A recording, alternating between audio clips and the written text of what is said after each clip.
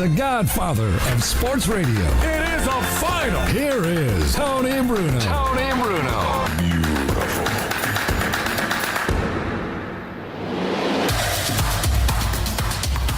Hey, all you mothers out there, and all you moms who celebrated Mother's Day yesterday. Hello, Tony and Harry back with you on the scene with the Sports Talk Radio and COVID machine in full effect, Harry. That includes all divorced moms, single moms, moms, hot moms, single moms, MILFs.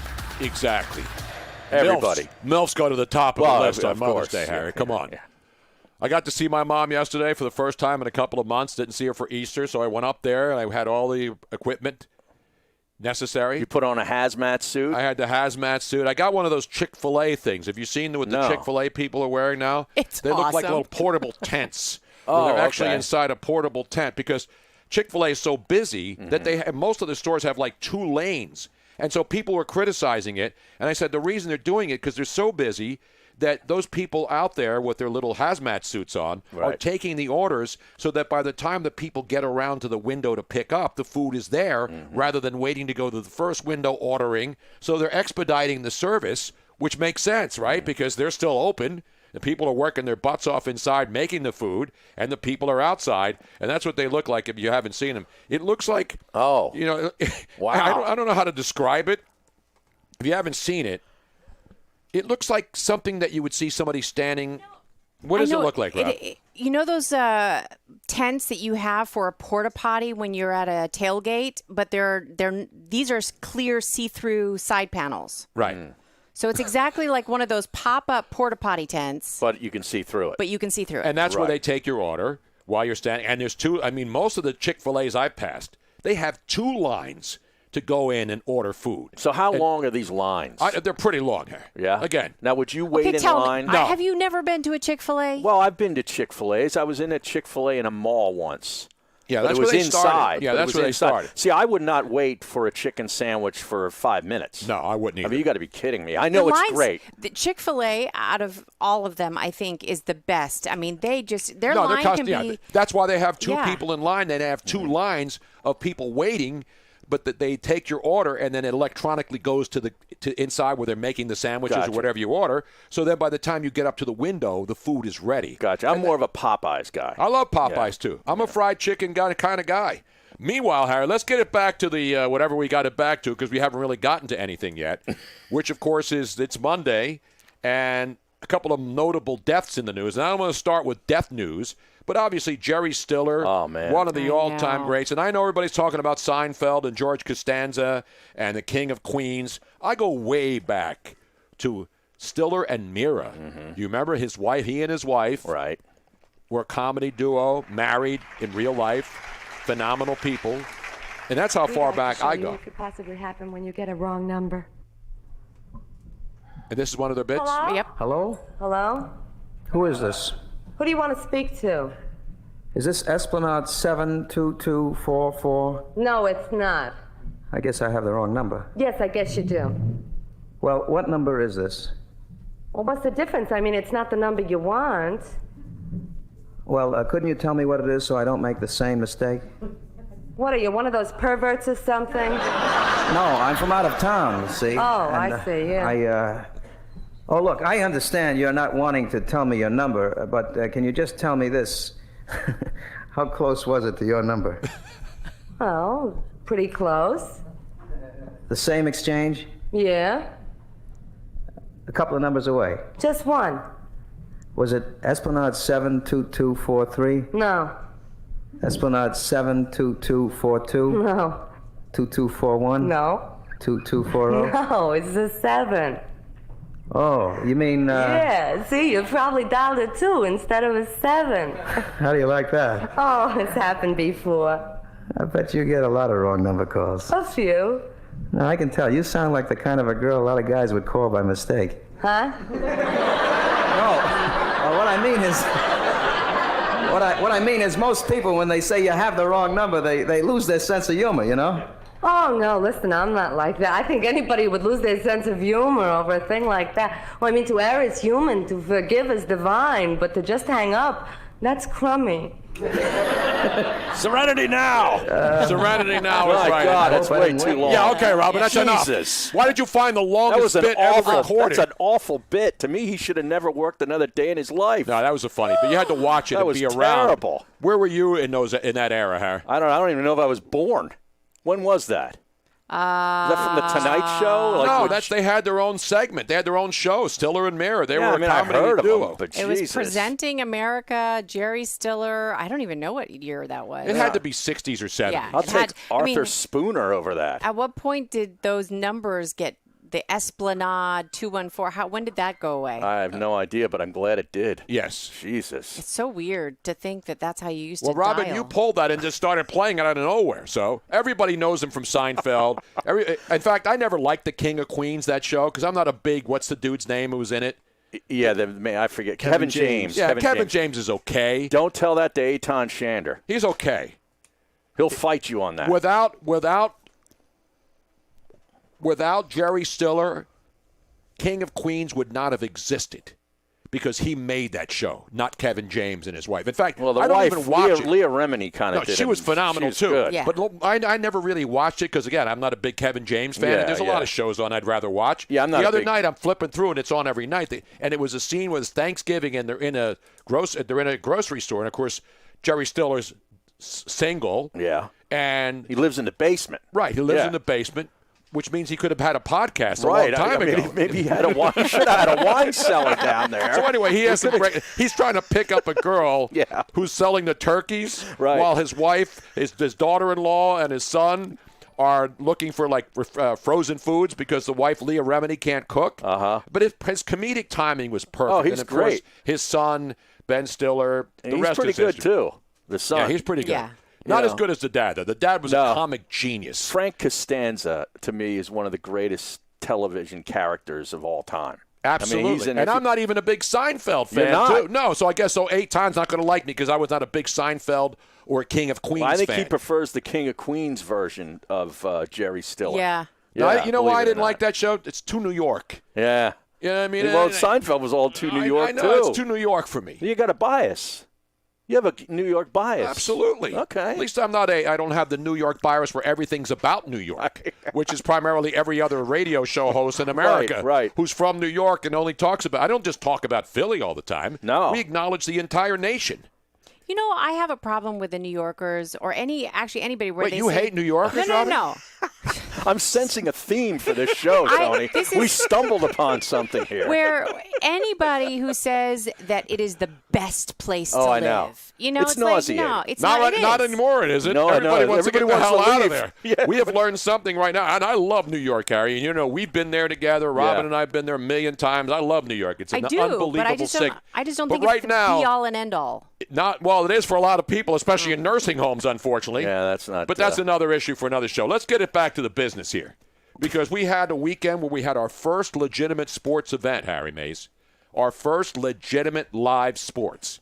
Now, if you want to count Money in the Bank by WWE, which was actually recorded, and they put that on pay-per-view, but that was live, but it was recorded, and then it was put on last night. To me, when you have UFC guys fighting for real in a ring in Jacksonville, and you have legit live sports with no fans, but the sound of the action, even without the fans, was what really made this compelling television if you want to watch it. Now, some people, it looks brutal to some people when the guy's getting his orbital bone knocked out. I know. And that's what happened. That's what happened in the main event, right? Ferguson. There was an upset, too. Yeah, Tony Ferguson was the favorite. He'd won 12 in a row, and he loses, and he gets his orbital bone broken, and you can hear it. And, again, I'm not into the brutality part of it because this is what the sport is. And when there's crowds around the octagon, you don't get to hear what you heard on Saturday night at the UFC card down in Jacksonville. You mean the crunch of bone? Yeah, everything. The punches,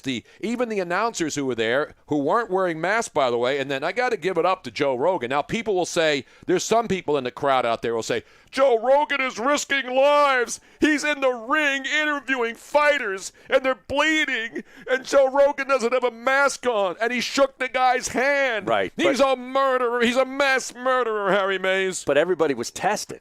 Exactly. Right. Let's go to Joe Rogan. Yeah. Why the hell were you in the ring with no mask, no gloves, face-to-face, interviewing in the octagon afterwards. What say you, Joe Rogan?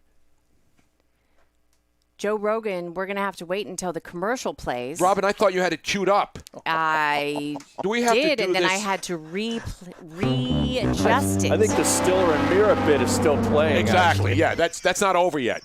Did he get the final phone number? Did he at least go home with Ann Mara and marry her? This is what happens when you have to reload, okay? That's why you need automatic weapons. Robin's refractory period is not what it should be. Wow. You know what I'm saying? Anyway, enough about that. So Joe Rogan. Here we go. Okay, let's go to Joe Rogan. Joe, you're on. You would do interviews from an isolated area, or the fighters would be given sanitized headsets, and you'd do them remotely. You did them in the ring. Explain that decision. Well, it didn't make any sense to me if everybody's been tested and everybody's clean. No one has the disease.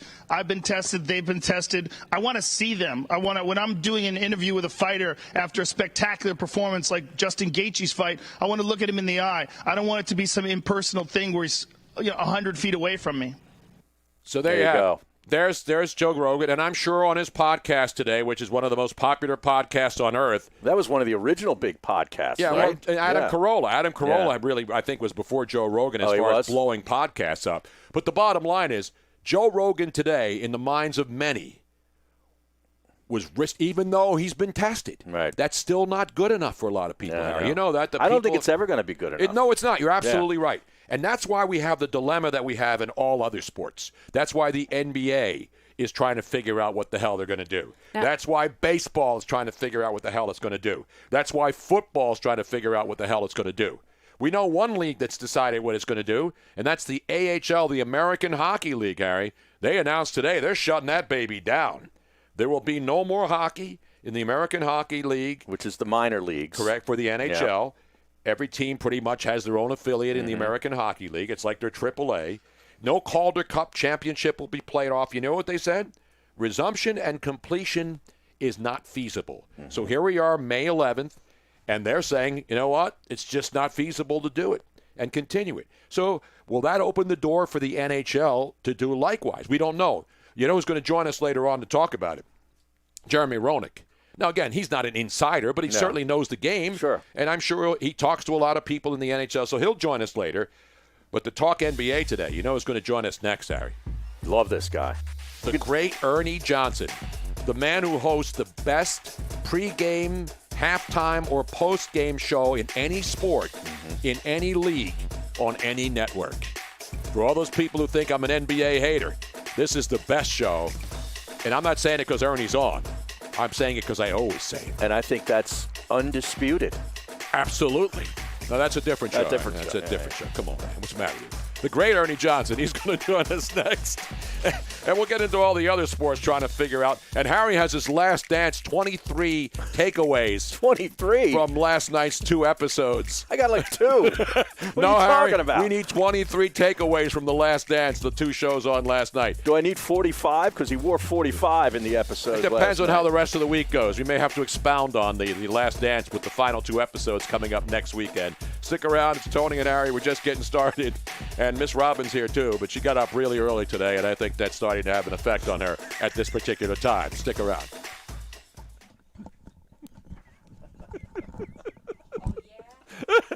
Oh, yeah.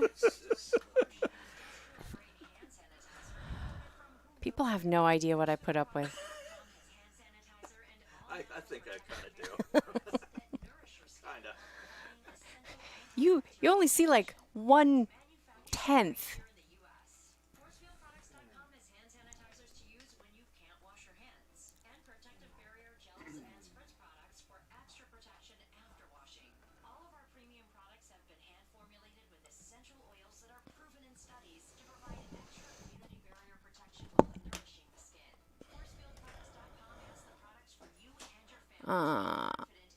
John from Abingdon. No, Harry did not. I can pretty much guarantee he did not get a haircut. No. He's just slicking it back. He has product. Yeah, you don't look like you need a haircut, eh? Yeah, I know. Yeah, no, but it looks good. I actually. I'm saying I could have had one. I refused. Because I'm growing it. It looks good. I'm growing mine out, too. See it here? Yeah, look at this. And Robin just shaved my head. I mean, with the trimmer, not with the razor. Right. We just got it really close a week ago, right? Yeah. Last Saturday? Yeah. My hair's growing faster now. It's when you're out in the sun, when the weeds get some sunlight, Tony, it starts to grow. Throw her right under the bus to start the show. It wasn't the start. We were a good 5 minutes in before we threw Robin under the bus today. That could be a new record. My intent is not to throw anybody under the bus. The problem is you start to talk about something, and then you assume that I know exactly where you're going. Robin, what, with the Joe Rogan thing? Well, the UFC was the top story. Yeah, by the time you mentioned that, I was like, sometimes you start to talk about it, but then you don't really want me to pull it up yet because you're going to have me watch it Robin, later. It is the number one story here, okay? So you just worry about the Joe Rogan thing that you had queued in, and then somehow you didn't have it queued in. Right there. Right Is it there. a little too rough for you here, Robin? Right here. Right there. You're like Michael Jordan, Tony. You're tough on your teammates. Exactly, I like it. exactly right. Yeah, you demand make excellence. them better. This is about winning championships. You can have other people that you work with who are just, no big deal, Robin. Right. I do whatever you want. Yeah, it's okay. Don't worry. But I don't yell at you. I make everybody better. Yeah. That's one of the things I've always done without having to yell at them. I can yell at Robin because we live together. Right. Just like every other person, every other couple right now during this pandemic. It's like me yelling at the limo on the golf course Who isn't yelling at one another if you're living with someone? Whether you're married, whether you're just cohabitating. Right. Everybody's freaking out. Does Ernie put the junior on his name, or is it just Ernie Johnson? I call him Ernie Johnson, but it is Junior. EJ. Okay. But it's EJ, Ernie Johnson. You don't have to call him Junior, and you don't have to call him EJ, and you don't have to call him Ray J, and you don't have to call him Raymond J. Johnson Jr. See, what's happening with the hair now is it's getting so long, it's actually starting to lay down. Yeah, and it's not all having a little, and it has this not like little, Melanie, the has a remember the great swirl. Melanie song, lay down, lay it all down. Oh, now you're gonna have to pull it up. Oh, look at what you did.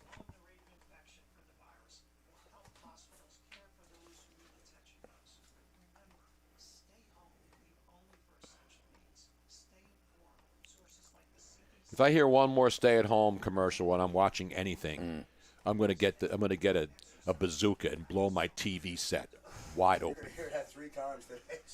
No, I don't even mean here. I could not listen to him here, but I'm watching the show that unfortunately is on network television.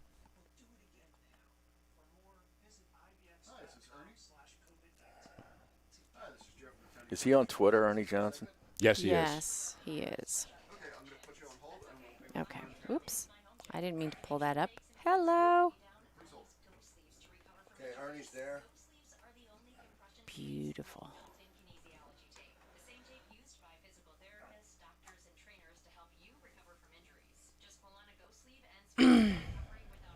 Tony is the George Patton of sports radio.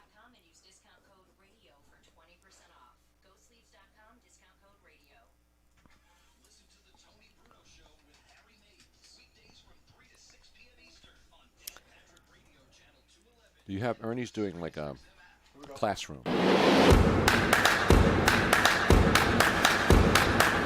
Welcome back to the Tony Bruno Show with Harry Mays on Sirius XM 211.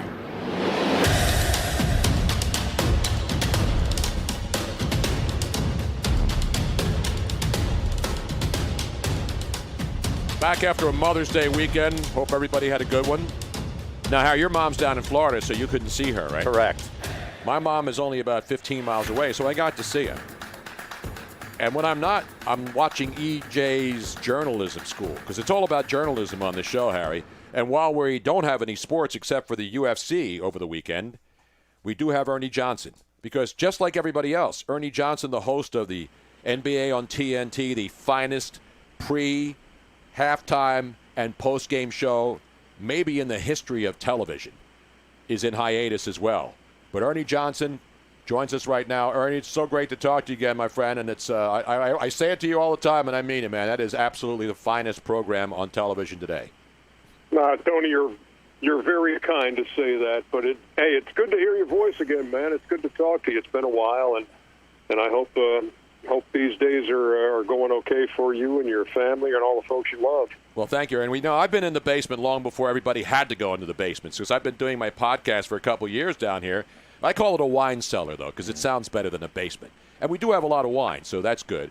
Sort of like when you guys, in the big studio down there at Turner Broadcasting, you've been away for that, since March 13th? When was the last show you guys did together? Was it March 13th? It was March 12th. Yeah, it was that Thursday night, the 12th, the night after the league had been suspended, and it was me and Shaq and Kenny, and Chuck wasn't there because he had been tested for coronavirus. So he was at his hotel awaiting the results. He had just been tested that day. He wouldn't know for another 10 days before it came back negative. So that was the last time we were on the same. The last time we were in Studio J, and March 12th. Wow, that's amazing. That's a long time, and of course, everybody we talk to, Ernie, we look at the situation with Adam Silver says no decision yet. They're talking about there was a bubble concept, there wasn't a bubble concept, and now you got Mark Cuban saying he doesn't know if it's still safe, or he's worried about his players and sending them back to gyms to start working out. So there seems to be a lot of different pushing and pulling from different sides around the NBA on whether or not to get this thing going again. Do you feel that that's going to happen? Well, I mean, if there's pushing and pulling in the NBA, it's just a reflection of the society that we're living in now, too, because you see states, some are opening things back up quicker than others are, and others are exercising more caution. And so I think it's the same way with the NBA. I mean, it's you could say that this city or this county or this municipality, says you can do this, but you can't do this. And so you're dealing with 30 NBA cities, and the rules aren't the same for everybody. So no, I mean, it's like it makes it impossible, Tony, to say, oh yeah, well, it looks like things are right on track for us to start playing again on this date. It's impossible. And so I think you have to take into account the concerns that folks have, that players have, that if you, and I've said it since day one, I said if you're going to go back to work on this, if this season is going to resume, man, you better be pretty darn sure that this is safe, that this is going to be done, and you won't have to worry. And I don't know how you do. To me, you can't do that yet, certainly. And I don't know if we will see a resumption of the season. I just don't know that we'll see it. Hey, Ernie, your colleague Shaquille O'Neal is recently on record as saying that he thinks they should just scrap the season. In fact, don't rush back and rush the playoffs, because any team that would have won would get an asterisk. What do you think about the asterisk comment? I don't know about that. I can see where Shaq's coming from in terms of, hey, let's not rush back and maybe you don't play it out. But look, I'm not concerned about an asterisk. I think we lost him. Did we lose him right there? Connection was a little spotty there. Yeah, and then I heard that click. So. Was that the phone number that Jerry Stiller was trying to call in when he got the wrong woman on the line, the Esplanade number? Possibly. Esplanade 7. Yeah, I think so. I remember when phone just started out as like Poplar 50303, and it was PO, and then the number before they started having. It was like only 4 numbers, right? No, it was probably like Poplar 50303, so it was POP 0303. It was still 7 numbers. Mm-hmm. It wasn't shortened. Because instead of having 463 or 215 as the area code, but then the first 3 digits used to be a number. Okay. PO5, so Poplar 5, then 0303. And then they went to all digits back in the day because they needed more numbers. It's like why they keep adding more area codes. Now that we've made you understand that, Ernie Johnson is back. I don't know what's going on. Are you in Atlanta, Ern? Yes, I am in Brazelton, outside Atlanta. How much of that long-winded answer did you get about in response to Shaq? We got most of it, and then you were when you were saying about, everybody's got a different opinion. Certainly, there are people who say let's play. Then Mark Cuban's like, and then there are people knocking Mark Cuban today because his Mavericks aren't going to go very far. So, and people are then saying, well, since his team really doesn't have a chance to win, I can see his reluctance to put his players out there. and get them back on the floor while other teams are already working out in some states. So that's what I'm saying. It's I think of all the leagues, the NBA right now is up in the air because there's so many different opinions from really important people. I'm not talking about the fans or, this guy here or this retired player there. I'm talking about the people in power. Yeah, and I would say right now, and just to close out the comment on Shaq with the asterisk, is, look, if they said right now everything is 100% perfectly safe, we can return to playing, I would say, sure, let's do that. I wouldn't say, oh, no, let's not, because it's not going to be it's going to be a tainted championship with an asterisk. No, if they said right now, let's play, let's do it, and then we'll figure out a way to make the playoffs work, and if it's streamlined in some way. So I would disagree with the only way I would say, hey, scrap the season, is if there is still so much uncertainty on the safety of it that we can't continue. But in terms of what kind of a champion it is, that to me is not a reason to not play games. Ernie Johnson, Tony Bruno, Harry Mason here, and of course, you've got the book, and you now have your journalism school that you've been doing online. Since this whole thing started, right? Well, it had a 6-week run, Tony, and it was like I just started it out as saying, I'm just going to kind of open up a Twitter thing today and hopefully talk to journalism students who might have questions and who maybe had their semester cut short.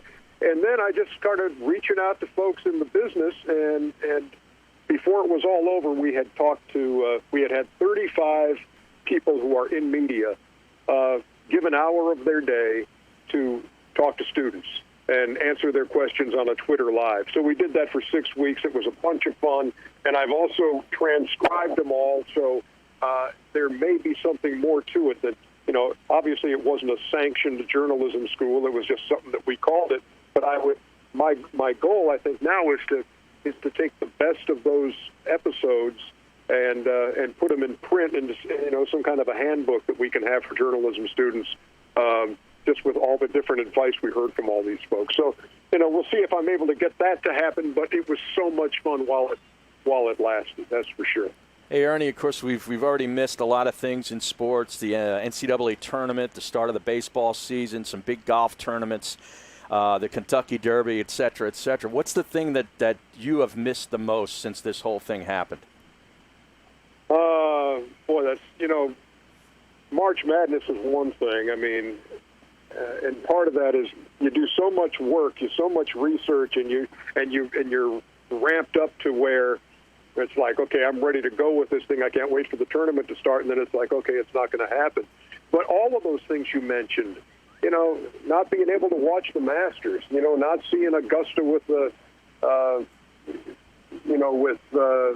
azaleas are blooming, the azaleas and the dogwoods. It's just like, and now we remember how we thought, guys, when the idea of some games with no fans and televise those, and this was at the very start, it was like, oh, I don't know if that's going to work. You realize how much we would give anything to watch a game right now? I don't care if there's nobody in there. We just want to see live competition. We just want to, we're thirsting for that, and I think it's given us a realization that, man, we really do love that escape that it provides.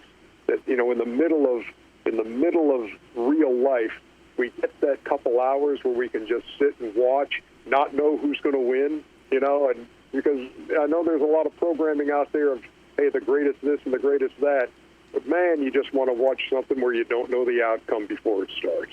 Yet we've been watching something that we knew the outcome of for the last month or so on Sunday nights on ESPN, and now there are like days of the week spent breaking it down into 23 takeaways from last night's Last Dance episode. And we all know, we don't know all the inside stuff that we're seeing, obviously, but we certainly knew, and everybody's talking like, yeah, remember that shot? Remember Craig Elo? Remember this? Remember Gary Payton? John Paxson. I mean, it's all great stuff, man. And then last night it was the LaBradford Smith chapter. Who saw that coming? But that was tremendous, and that's why they do such a great job with those. And I thought, I thought the way they played that out, when David Aldridge said, has anybody brought up the LeBradford Smith situation? And then we hear about this back-to-back between Washington and Chicago, and LeBradford Smith, the rookie, going for 37, and then Michael making up this story about him putting his arm around him and saying, nice game, Mike, which Jordan says later, no, that never happened. I was just trying to get myself fired up. And that, to me, is one of the great parts about this, is that, you hear about, him trying to fire himself up and making up like an exchange like that. And it's kind of the same way. Remember, Shaq made up the thing about David Robinson not signing an autograph for him. For years, Shaq had this story about, I love playing against the Admiral because he disrespected me when I was a kid, asking him for an autograph, and he just blew me off. And then you ask David about it, and he says, I don't know what he's talking about. And then Shaq eventually was like, no, it never happened. I just kind of used that. I just used it as motivation. It's just amazing to watch what goes on between the ears of these greats. And I think that's been the best thing about the Last Dance for me, is getting an idea of the depth of that competitiveness and that fire that drove Michael, even at the expense of the relationship he had with teammates. I mean, last night to hear all these guys say, oh, no, he was a jerk, and he was this, and he was that. It's like, well, he's also the guy who, improved your jewelry intake remarkably. So, it's been really fun to watch. Yeah, how about the George Karl thing last night? I never knew about that. Where he apparently shined him, walked right by him, didn't acknowledge MJ at a restaurant. That was amazing. But the thing is, I was watching SBP last night, and they had George Karl on. And Scott did a great job, because the first thing out of his mouth was, okay, look, we're going to talk about that series you played with Chicago, but I got to ask you about this restaurant episode, and did it happen that way? Did you walk by his table?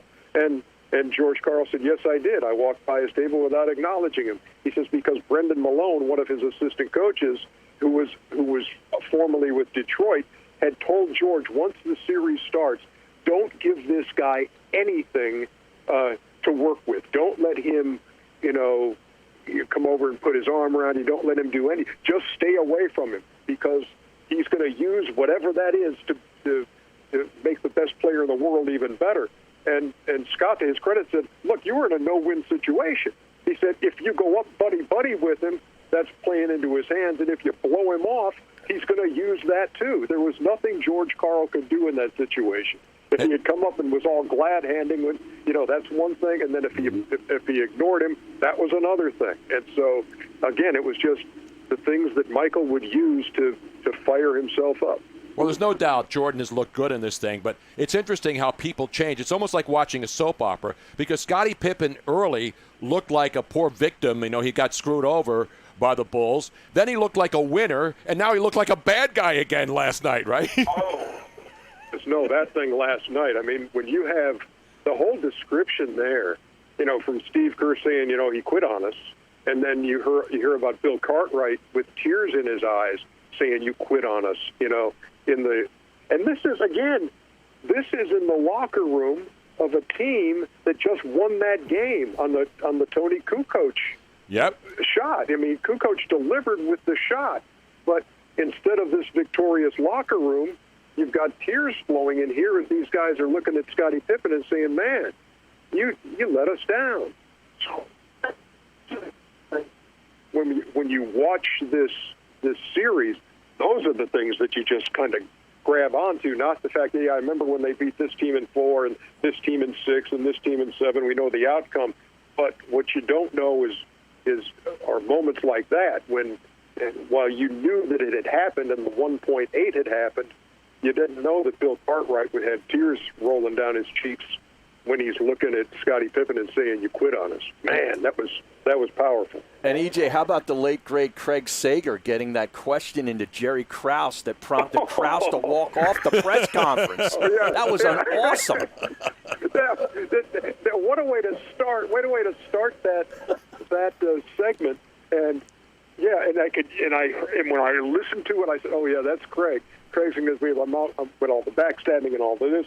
Craig never pulled a punch on any of that stuff. He never really worried about how am I going to phrase this so that nobody takes any offense to it. It was just like, hey, Jerry Krause, how about all this backstabbing and all this stuff, and you guys are still here? And yes, and his answer, and then you hear that voice off camera saying, "That away, Craig," or "Nice going, Craig." and I just want to know the context of that. I want to know if that was somebody who was like disappointed because now we don't get to ask Jerry any more questions, or if somebody was like, "Thanks, nice going." You didn't know, and so sometimes you just like to know the context of why that was, of how that was said, if it was said in jest or if it was said like, okay, there goes Craig again, staring off the, ending a press conference because he asked the right question. So that was that was an amazing moment. And Tony Kukoc, of course, was the hero with the shot, a contested shot. He makes it. And then that's why people started hating on Scotty because he didn't want to play. But the other part is then Tony Kukoc got the contract from the 76ers and came here and pretty much didn't have to worry about anything or winning championships because they weren't that good. But no, it's it was. I love all the give and take that you've seen in there. I love the cast of characters that was assembled, the B.J. Armstrongs and the Steve Kerrs and all of the detail that's told there with Steve, Michael saying Steve punched him in the chest, so he just hauled off and hit him in the eye. I mean, it is in a way a soap opera, but in a way it's just like this is a tale of a championship and how and the drive you have to have if you're ever going to put a string of titles together like that. The great Ernie Johnson. And Ernie, the one thing that we're waiting for basketball. It looks like baseball. The owners made an agreement today, and the players are going to vote on it about perhaps resuming. Because I know you're a big baseball guy too. You're the NBA guy, but baseball is important to you, especially down there in Atlanta. Do you have because we don't know what's going on with any of these sports, but it looks like baseball at least has some sort of a July plan to have some games. 80 games. 80 games, and they're going to have no DA or DHs for everybody. The umpires are going to be on the field, but there'll be no replay. The broadcasters won't even be able to be at the park to do the games in some of these proposals that I've seen. No mound visits, no first and third base coaches. Everything's done, and no replay. It's all going to be done from the dugout, and there's not going to be a replay at all no matter where you are. So do you think people will accept that if that is the plan? We'll just take whatever we can get, or do you think people will not watch this and say, what is this all about? This isn't really what I want. No, I'll be interested to see how the players respond to that, and if that's, if they do draw a line and say, yeah, we do want to play, but hey, let's take another look at some of these rules. And I'll have to plead ignorance on this too, because I haven't seen all the things that you've pointed out right now about first and third base coaches or mound visits or replay or any of that thing. Sure, you're going to make the game go by quicker. That's for sure.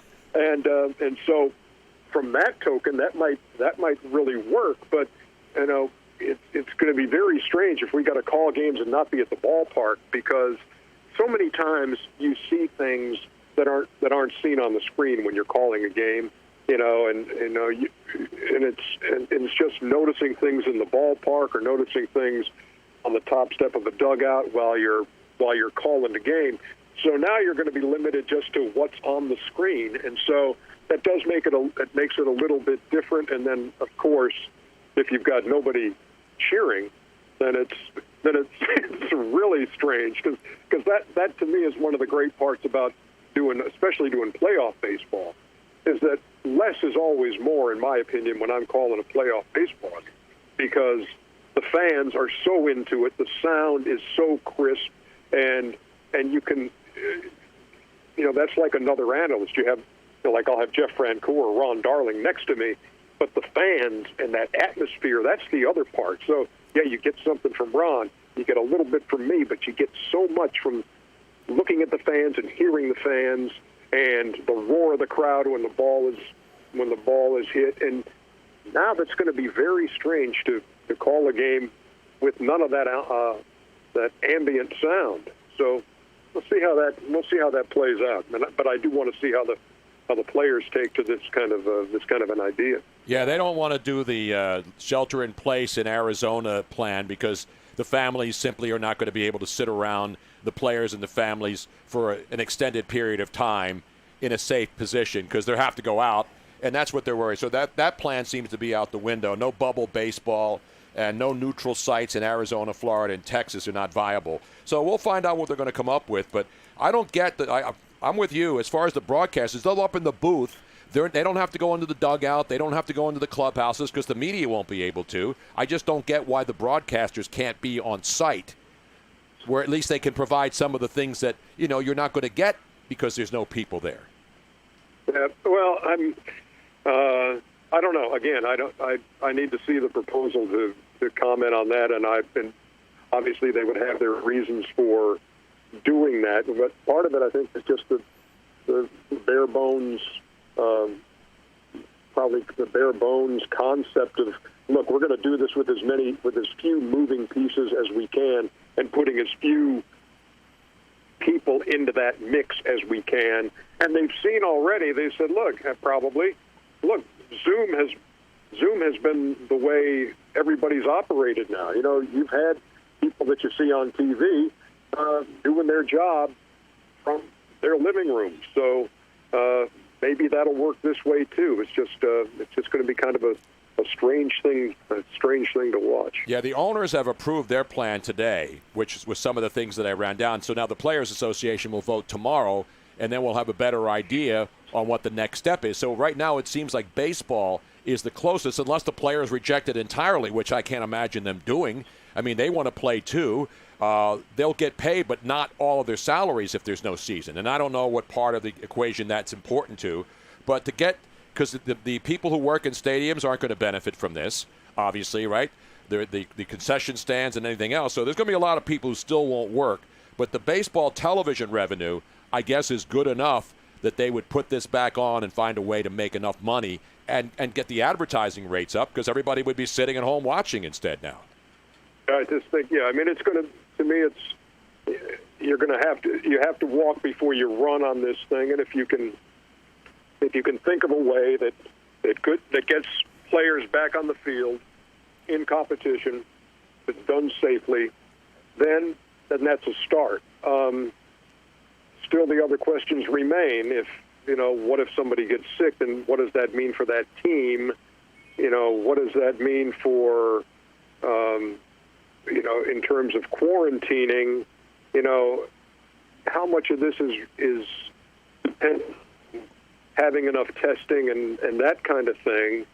I just think there are so many variables that it's hard just to say, okay, we've all said it's going to work, let's do it, and then you have to answer the question of, okay, now what if? And if you don't have that answer, if you don't have those answers as you go into something like this, then you can't start.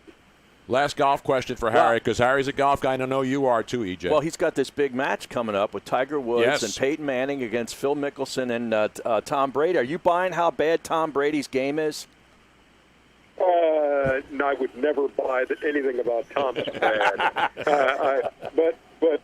I think that's going to be, again, one of those things where we want so badly to watch sports, and I think when you got guys like, and I did it the first time. I did the Tiger Phil thing the first time around, and it was fun to watch those two. But I think adding, certainly Peyton stole the show in the as we announced the event a week ago. I mean, his A game was right there, talking about Brady's B&E and all that stuff, and playing with an ankle bracelet, and so I think that having those other two will increase some of the talk out there, and I just think Peyton is so naturally funny that he will this thing enjoyable to watch too, and more, probably more lighthearted than the first one was. So let's I think they're both supposed to be like 8 handicappers. So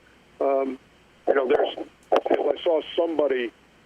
I saw somebody write, so there's the possibility, if these guys are both 8s, that there will be, a few cringeworthy shots hit, so that it'll make the guy at home feel better when he sees somebody hit a grounder.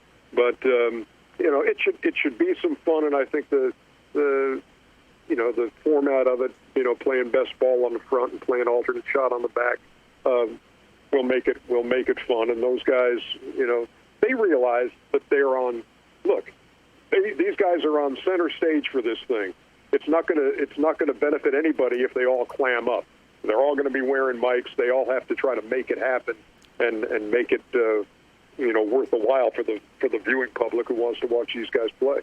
Ernie, we really, really, really appreciate your time. And unfortunately, we don't have time for the Nito stat of the night for old time's sake. I don't have one anyway.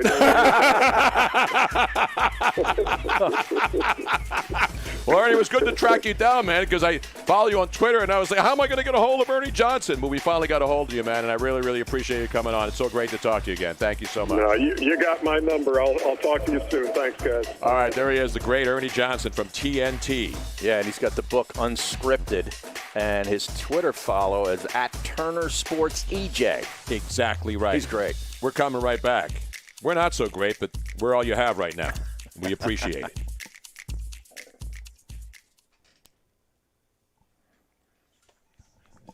I'm surprised you didn't ask him. Why aren't you following me? His phone's a little crap. Yeah. Yeah, because we really kept him a long time. I'll take that piece of paper back just in case I need to text something. I saw that, to Robin. We have his phone number, as he said. No, I know that.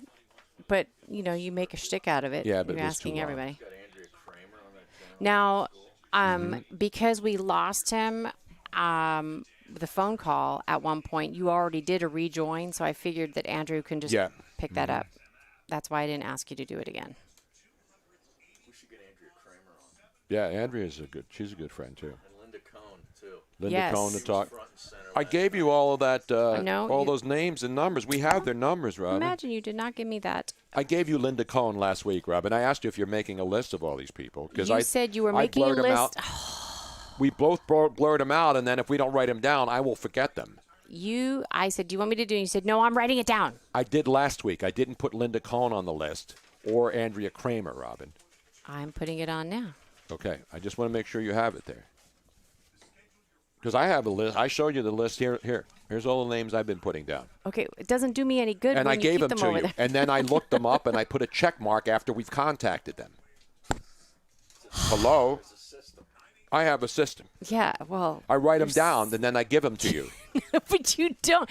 See, that's the problem. Yes, you do, because we got Steve Mariucci. We still haven't gotten Jeannie Buss. Brent Musburger, you contacted him. Did you hear back from him? No, I haven't heard back from Brent. And Jeannie, her phone number doesn't work. The phone number that we used to have. So 5659. I got it right here. You could actually go to that Musburger since you brought him up. He's on the call for that Oh. Dr. J audio. Do we have the tape? I do have the tape that he gave me, but really, really quick. Chris Terrian got back to me, but we have Jeremy Roenick tomorrow now. Do you want to book it? He said that he was available at 4:20, which I have McMullen at today. Yeah. Do you want to put him on, and I'll push No, we got to do McMullen today. Okay. Don't we? Or should we wait till tomorrow? I don't want to have back-to-back hockey guests, though, Robin. Yeah, so I'll say Chris Terrian. Yeah, have Bundy call us tomorrow. Do tomorrow. No, I have Roenick on tomorrow. Already booked. I thought you said Roenick today. Excuse me, today. So then push Chris Terrian to tomorrow. But I'm booked. I have Troy Aikman, Chris Burns, and Sean Salisbury. So then put Chris Terrian on Wednesday. Okay. That's my question. We'll probably have more information on hockey by then. Because I don't want to do 2 hockey segments today. And McMullen is a must. You're absolutely right, Jason, in South Carolina. I need to turn that up one more.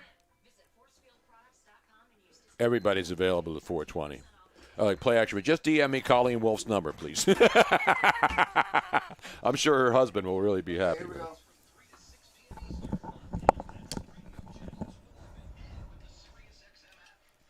Corona.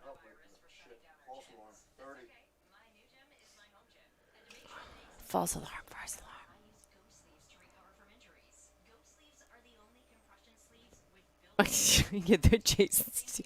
This Post-it note system is cutting edge. Yeah. Shit can McMullen. Very sympathetic crowd. McMullen again?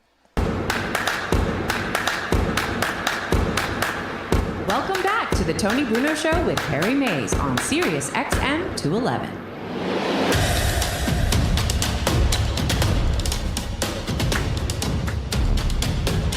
Oh, yes, ladies and gentlemen, coming up in the next hour, a big, big special guest, a man who has been elevated to the upper echelons of sports. A lot of people see they kept announcing poor John McMullen, but today he stands above all, and he will join us next hour. Because we got some football to talk about. Hockey later on. Jeremy Roenick on what's going on with the NHL as the AHL decides to shut it down, so their season is over. They say there's no feasible way to put it back together, finish the season, and have the Calder Cup trophy playoffs in the American Hockey League. So will the NHL follow suit? We'll find out, because we're not hearing much from the NHL. We know the NBA's trying. We know baseball has the owners agreeing to a restart in July. And so we're looking at each individual sport. But the other sport, Harry, basketball, we were talking about it earlier with Ernie Johnson. And he's one of the best in the business, is he not, Harry? Oh, he is, totally. And you're right about that pregame show, halftime show, postgame, whatever you want to say. The only one I would say maybe pregame that could beat it is the College Game Day football show on ESPN. Yes, as far as pregame. Right. But they do all three, pre, half, and the postgame is phenomenal. The postgame reminds me of the old ESPN radio days, late at night, as after midnight. Mm-hmm. You've been in there for 6 hours, and you know all the scores, and then you're just breaking stuff down. Right. And then you start losing it a little bit. You start goofing off more and going doing off crazy. the rails a little bit. Exactly. Yeah. And they go off the rails, but then, especially if they're doing a West Coast game, and it's 2 o'clock in the morning in Atlanta in the studios. And then you start wondering, what's in those coffee mugs that Shaq and Charles keep sipping from? You know what I mean? It is seriously must, because you want to see what's going to happen next on those shows. Yeah. That's what makes it great. It is great. And that's why they're all so good. And that's why Ernie is the guy he's the glue that holds that whole thing together. Phenomenal. There's no filter stuff with those other guys. No, there's not. And that's hard to do in this day and age where, they can't use profanity and stuff. Well, they probably are on a slight delay in case something really bad happens. But you're always waiting for something really bad to happen. You know what I'm saying? Yeah, absolutely. That's what we want. Now, do you know what happened on this day 40 years ago, Tony, in sports? Yes, and you know why I know it? Because I watched it live, Harry. You were there. I don't know if I was there. Was that at the Spectrum? Yes. Then I was there if it was 40 years ago. Yep. So it was May 11th. What year, Harry? 1980. Of course I was there. Okay.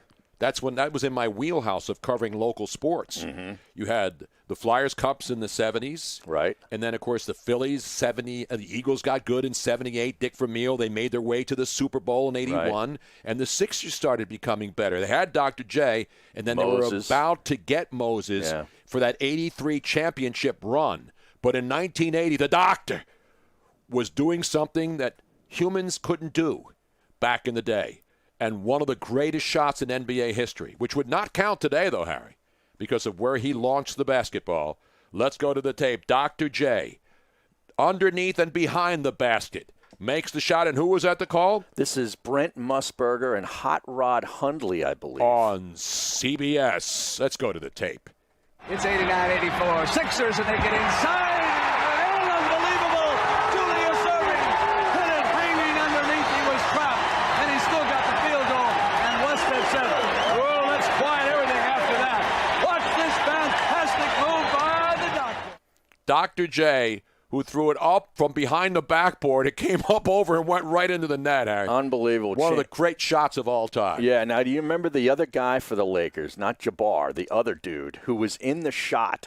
And it's the only reason anybody might remember his name and that he even played in the NBA. You mean the white dude underneath watching it happen? Yes. Do you remember his name? Yes, I do. Now I can't think of it. I saw the picture this morning because I don't know how they got this picture. Somebody posted it, and I'll have to look for it again. Somebody has the actual overhead camera shot. And, now everything has overhead cameras. Right, but they didn't have that back then, did they? There was a picture of Dr. J underneath the basket with the Milwaukee guy in front of the basket. Dr. J is under it, throwing the shot up. Well, the Lakers. It was the Lakers. I mean, the Lakers. Yeah. Dr. J was putting the shot up, and it's an overhead shot from above the rim. Oh, wow. So they must have had a still camera up there because now, they have cameras above the baskets. They have the advertising on top of the board, on the backboard. There's the team's logos are up there. But there's the shot right there. Yeah. There's the shot right there. One of the great moments in NBA history. Dr. J Can you go back Mark down? Landsberger. That's right. That was the dude. Landsberger. Why did you put it back down, Robin? She always does this. I know. You had it up. You start looking at something, and then it's boom, it's gone. I need it to. You need you to freeze it right there, like they do in play. Let me explain something to you. And Just it's game because 4 of you the can 80 see finals. it doesn't mean that everybody can I don't see care. I it. don't care about anybody else. We need to see it. We're talking on the radio. You are too focused on this Twitch audience. We have an audience on Sirius XM satellite radio and SB Nation radio, and they take precedence. Harry, you're starting to distort here. Hold on. You see how it works, Robin? I can take yelling from one of you, but not both of you at the same time. You put the picture up so that we can see it and explain it, like people who do radio play-by-play do. Like Brent. Like Brent did when he was doing this game. But see Dr. J's arm behind the basket? Look at that shot. If you haven't seen it, you can go on there and find it on NBA.com.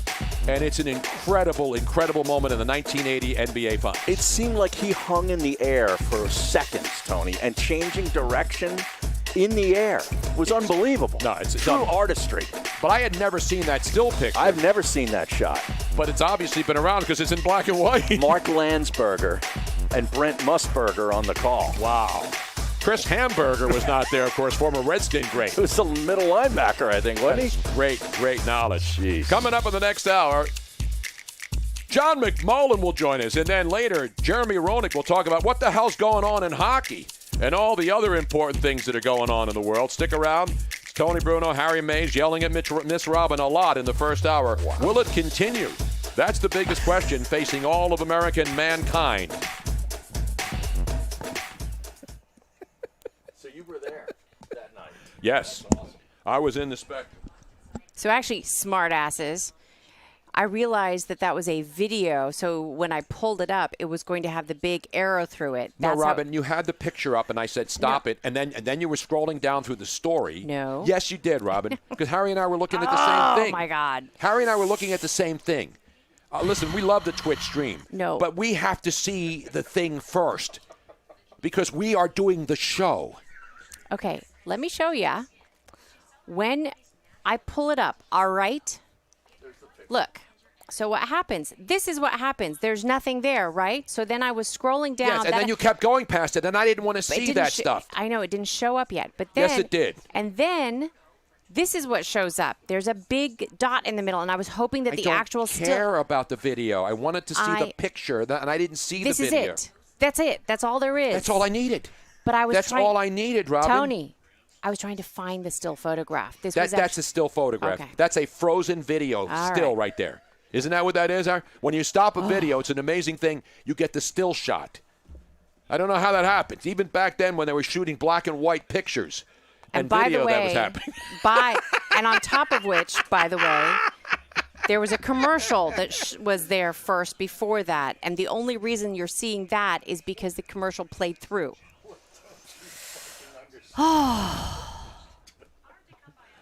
What don't you understand? I agree. Hit the effing post. I need to clunk their heads together. No, Bam! Robin, 3 times in the first hour today.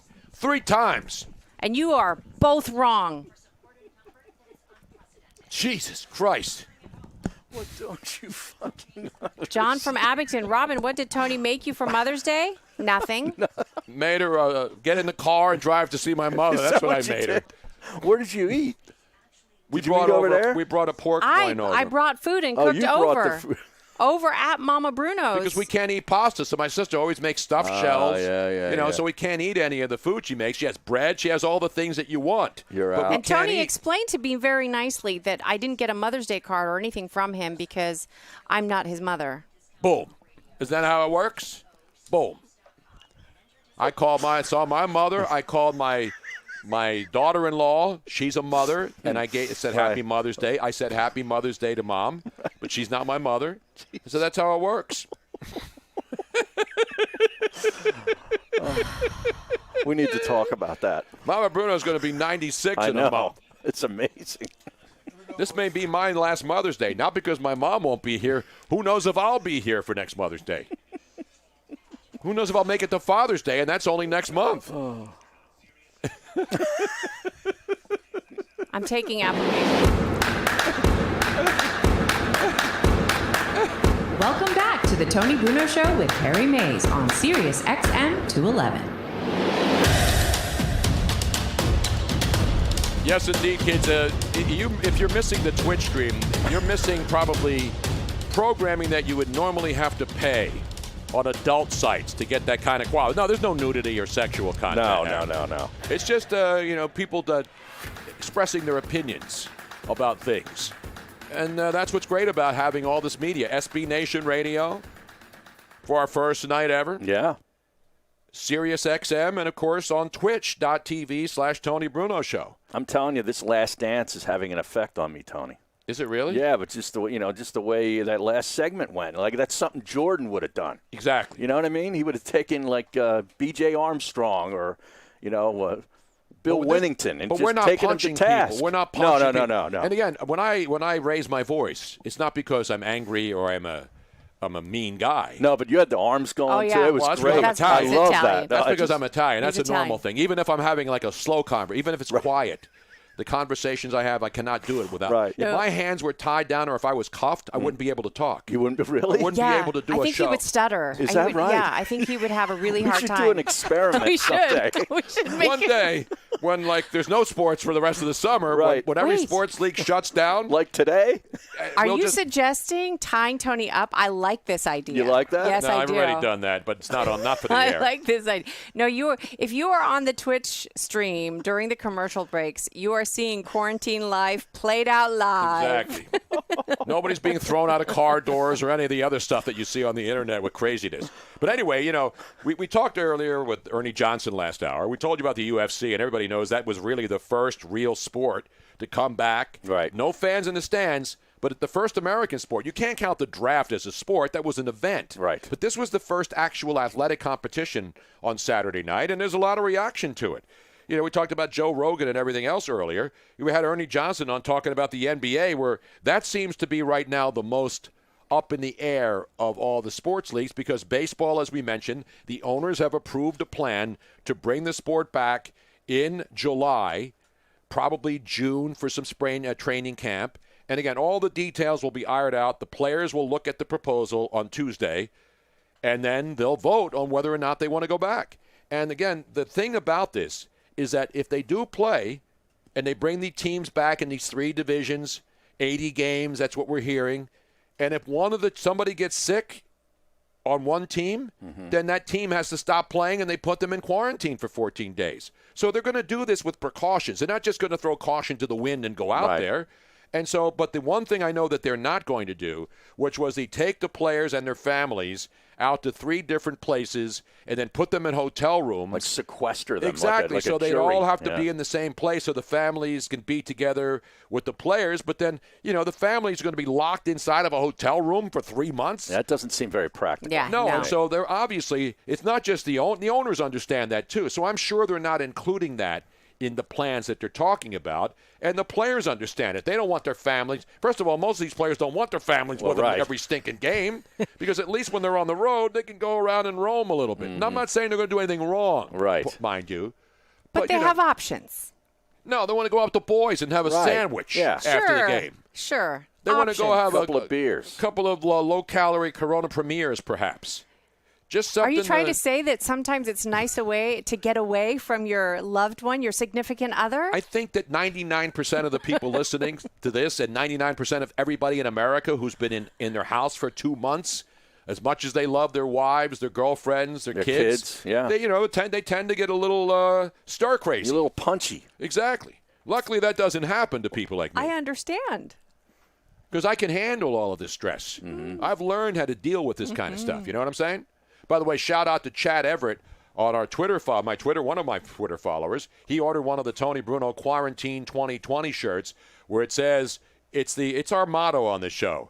You know which one it's the one we picked out to be on our latest T-shirt. And you can go to the TonyBrunoShow.com website and you can order product in there. The one that says, "Let us die drunk, at least." If we're going to die, If we're going to die, let us die drunk, at least. At least. Actually, people I are haven't. snapping those babies up They like are. hotcakes. Those are the ones that are definitely flying off the shelves. So if you want one of them, go to TonyBrunoShow.com, order yours now under the shop. But we do have an update regarding our first responder T-shirts. Yes, and the great Joe Krause pointed it out earlier today. We told you the proceeds are going to help people around the country at food banks, and that is happening here, not just here in Philadelphia, but in other cities around the country, Harry. And we want to congratulate a local law firm that is also involved, and they're actually leading the way. And the proceeds from the T-shirts, our First Responder Foundation, it's to deliver food to first responders in Los Angeles, California, Cleveland, Ohio, and right here in the city of Philadelphia. And we'll maybe you could pop Brian on a little later. He's a local guy, went to Father Judge. He's a partner at the Philly-based law firm. The law firm is, I want to make sure I give them a plug here because they're doing a lot of great work here. What is the law firm, Joe? I'm trying to find it here. What's the name of it? Fritz and B and Cooley. Fritz and B and Cooley. Sounds like a couple of chicks that I went out with a couple of years ago before I was involved with Robin. But no, they're doing a great job, based here in Philly. And I mentioned local residents, Fritz and B and Cooley Law Firm. They got offices in Center City, South Philly, down here, Northeast, all over the place.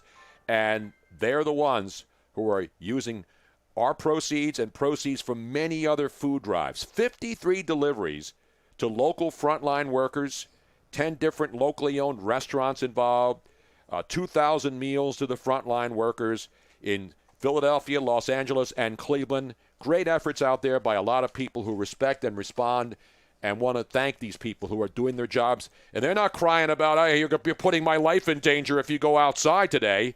They're doing their jobs. And they're doing their jobs, and they're putting their health at risk.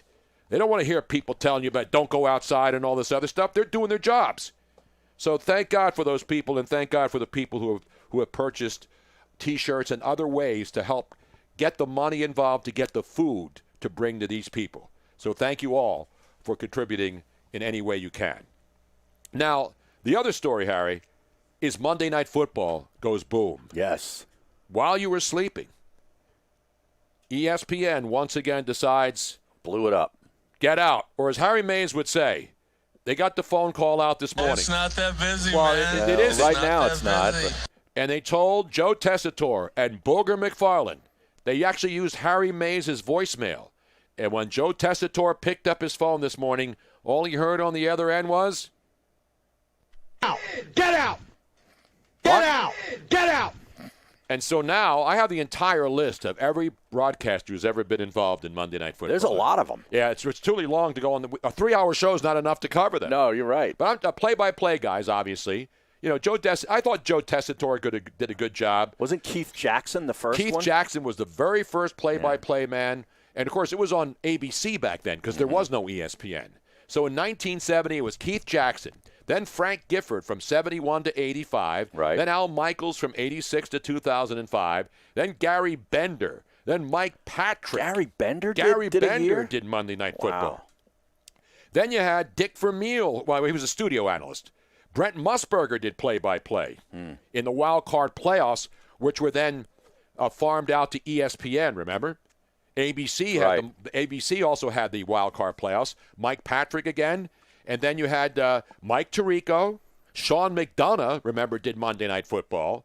Joe Tessitore, Brad Nessler, Mike Greenberg, Chris Berman, Beth Mowins, and Steve Levy, because they were doing games on those Monday nights at the openers where they would have the two games on that first Monday night, remember? Right. They would have a West Coast game and they would have an East Coast game. And that's where, like, Mike Greenberg and Golick together did a game, Beth Mowins and Steve Levy. So right now they're saying that Steve Levy, if they're going to stay in-house, which is what they're saying in New York right now. That's probably what they'll do. Because remember, they tried to go out and get Peyton Manning. Yeah. They tried to get Tony Romo.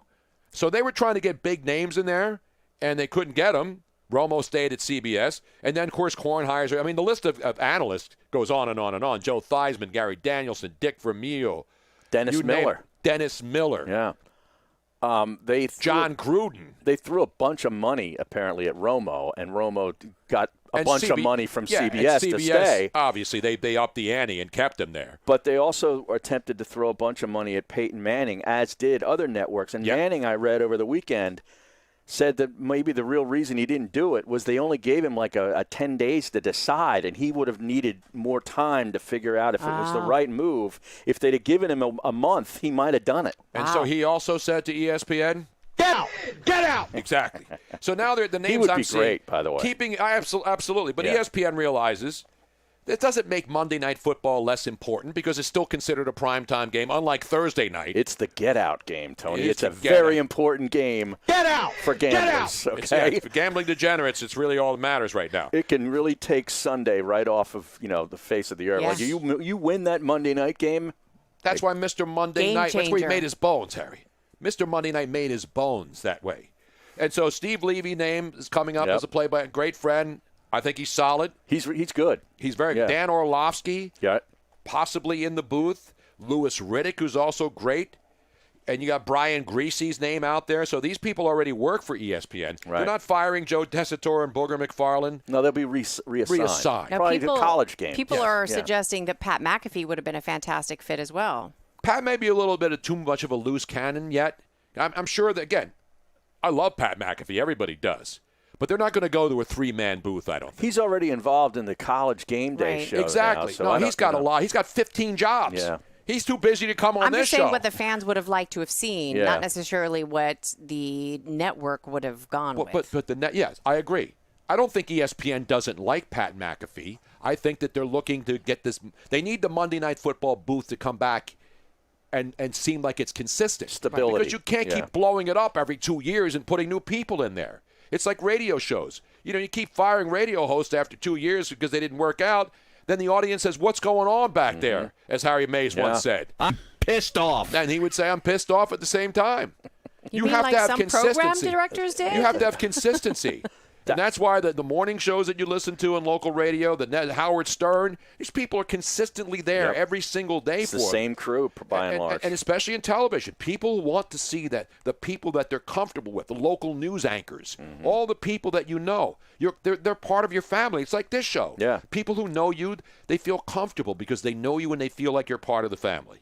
You're you know what I'm saying? all part of the Bruno familia. Exactly whether we right. like it or not. Exactly right. Just when I thought I was out, they pulled me back in. Or as Fairweather Marvin says on our Twitch stream, it's like the Sacramento Kings of broadcast Monday Night Football now. Right? You never know where the hell, what's going to happen in a couple of years. Right. Although, their broadcasters have been pretty solid out there. What, in Sacramento? In Sacramento, the Kings broadcast team has been there forever, radio and TV. So I really wouldn't. Actually, Monday Night Football has been a lot more volatile than the Sacramento Kings brought. Maybe the organization in the front office and the franchise itself, but not the broadcasters. They've been solid. Wasn't the one guy a friend of yours? We got him on a few times back in the day. He's still there. Yeah. What's the name? I forget. Darn it. Now, I just talked to him on Twitter a couple days ago. He's going to come on. He's going to? Yeah, he'll be on. I remember we had him on back in Philly a few times. He was very good. He'll be on with us, Harry. You know what I'm saying? Grant Napier. The great Grant Yes, Napier. yes. And Gary Gerald is the TV play-by-play guy. Both of them have been in Sacramento longer than any governor or any of the other politicians who have been in Sacramento in the State House. And that's a fact. Coming back, you know who's going to join us? A man who is now even bigger than we are. And we will explain that next. The great John McMullen. Stick around. And Jim Kozimor, we could get on as well. Jim's up there in Sacktown. Yeah. Kozimor. Great guy. He did the Sixers for 2 years. Yeah, that's why I know. But he lives out there. I'm going to write him down, too. Grant Napier. Hello. Yeah, actually, I just contacted Grant. We got to get him on. Let's get it on. Get it on. Oh, Andrew sent me the clock. Yep, I already printed it out. Okay.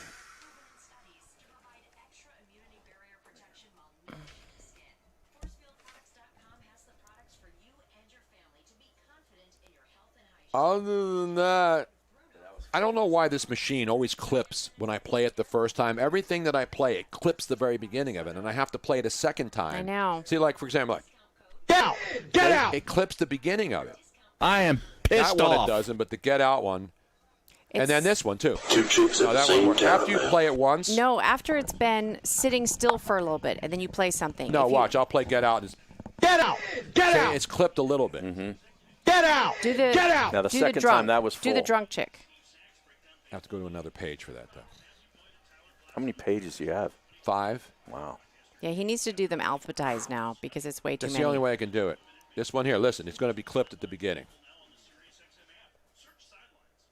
If we're going to die, let us die drunk. See, it's at not least. clean. Yeah. You know what? If we're going to die, let us die drunk. The second at time least. you hit good. it. Yeah, What that's I'll- why I have to hit it once. You know what If I'll we're do? going to die, let us die drunk, at least. I'll redo it and leave like a 1 second. No, I can't lead. because then some of them have too much of a pause in No, between just on it. that one. No, listen to this, how long this one has on it. Look, I hit it. Oh, it's just a. Yeah, that's too long. 3, Yeah, 4 that's a seconds long. before the Yeah. actual beer can pop happens. I don't want 4 seconds. I don't either, Robin, but that's the way you sent it to me. And then I put it in the machine. Serenity now. Here it is again. 1, 2, One of these 3, days. 4 seconds after you hit the machine, that damn beer I know. can pops. It's an outrage. What in the wide world of sports is going on here? Oh, man. Yes, there is trouble in paradise. Jesus, Robin. Chris of 29. Oh, Robin used to watch that show, that horrible Australian show on Netflix. Wasn't that called Trouble in Paradise? The Australian dudes, they lived at a beach. No. Yeah. No. What was it called? It was something in I have Paradise. no idea It what was you're an talking about. Australian-based show with all these people who were like working on a beach in New Zealand or Australia. I have no idea what You you're talking watch about. season after season of it, Robin. The- Something in Paradise. Oh! It wasn't Australia. It was a British show. Same thing. Yes, it was a British show. No, you told me it was from Australia. No, it's a British show. What was the name of it? It was a crappy Netflix I think it might have been Trouble in Paradise. Gee, but it thank was- you, Robin. but That's it was a- exactly what I said. It was like a detective show. Yes. And then they It was fired the Austra- lead guy. It was the Australia thing that threw me off. I think it's in Australia, Robin. It's not in Britain. I know that. It is a British show taped in a fake British island called, I think, Port Lucie or something like that. There's no tropical British islands the last time I checked in that part of the world. The British don't have- British Virgin Islands? That's not the British Virgin Islands. You But said it the- was a British show. Were you following me, Harry? Please back me up on this. First of all, I said the name of the show, and you couldn't If even you think of yelled it. at me, you are involved. This is. I said to you, I'm Brit, I out said on this Trouble one. in Paradise, and then I said that's a show Robin used to watch. I don't know. You which said show. Australia. It's not Australia. It is a fake island that's supposed to be a British island in like the Virgin Islands somewhere. Sounds like a hell of a show. It is also actually. Was it good? It was really It good. sucked. It sucked. Well, that's only Canal because water. you know why he doesn't like British shows because he can't understand Oh, them. the accent. He can't understand Some of them are hard to understand. they are perfectly clear to me, and he's like, "What the hell are they saying? I can't." Peaky Blinders. I couldn't understand a word they were saying in it. Does he? I don't know. Does he usually call? I don't even bother asking him anymore. I tried to watch Peaky Blinders because everybody recommended. I couldn't understand a word they were Yeah, saying. I didn't like that one. They suck.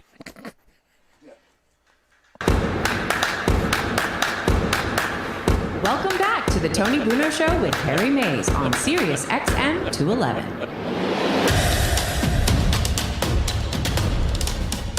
People are putting the call out for our great buddy Luigi Curto, saying we need Luigi to come in here and fix the show.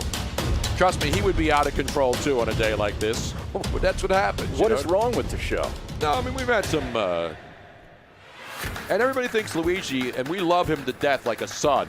But he's not a technical whiz. He can't fix technical problems or machines that don't work. He's worse than I am. And I'm pretty bad, even though I knew how to run a board forever. Right.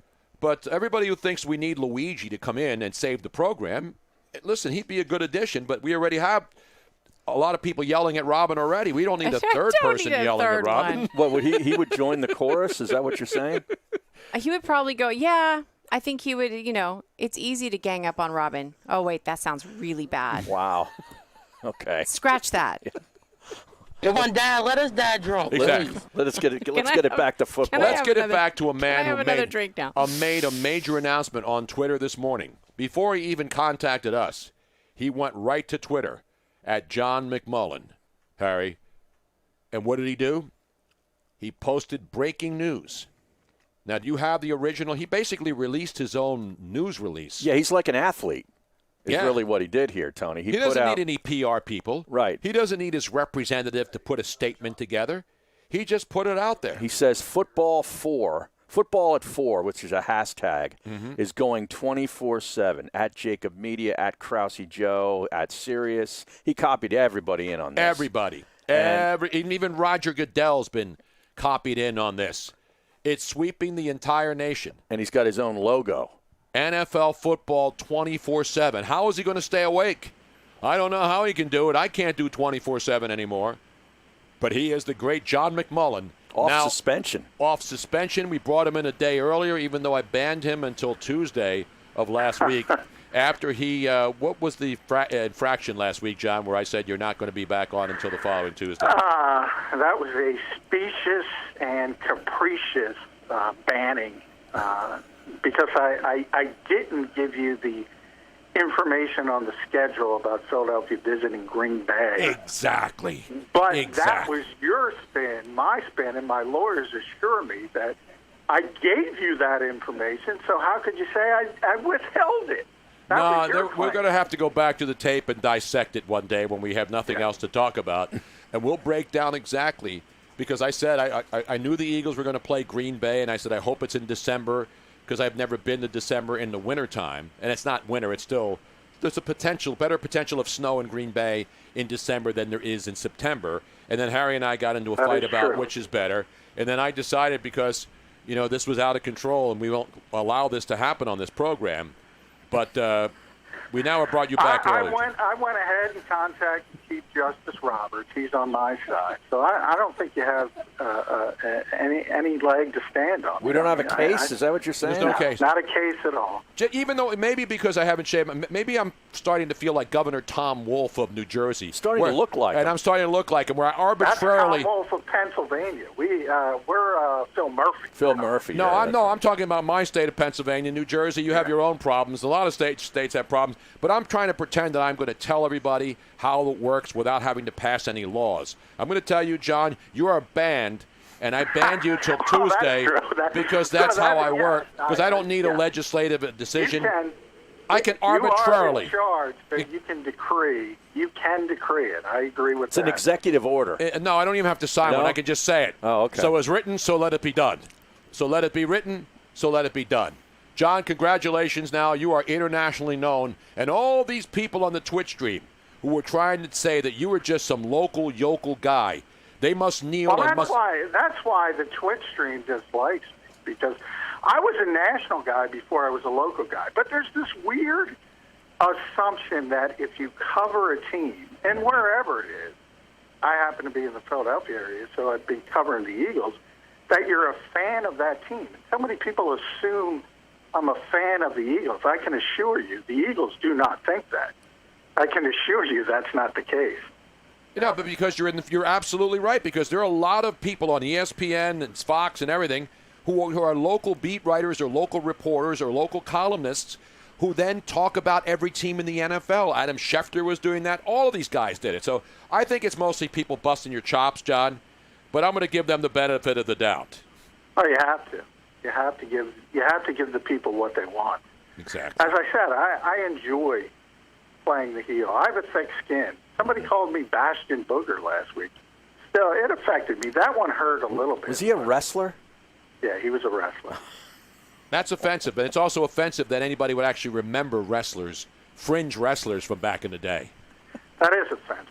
If you're going to throw out wrestlers, you got to throw out Hulk Hogan, Roddy Piper, Randy Savage. You got to throw out that ilk.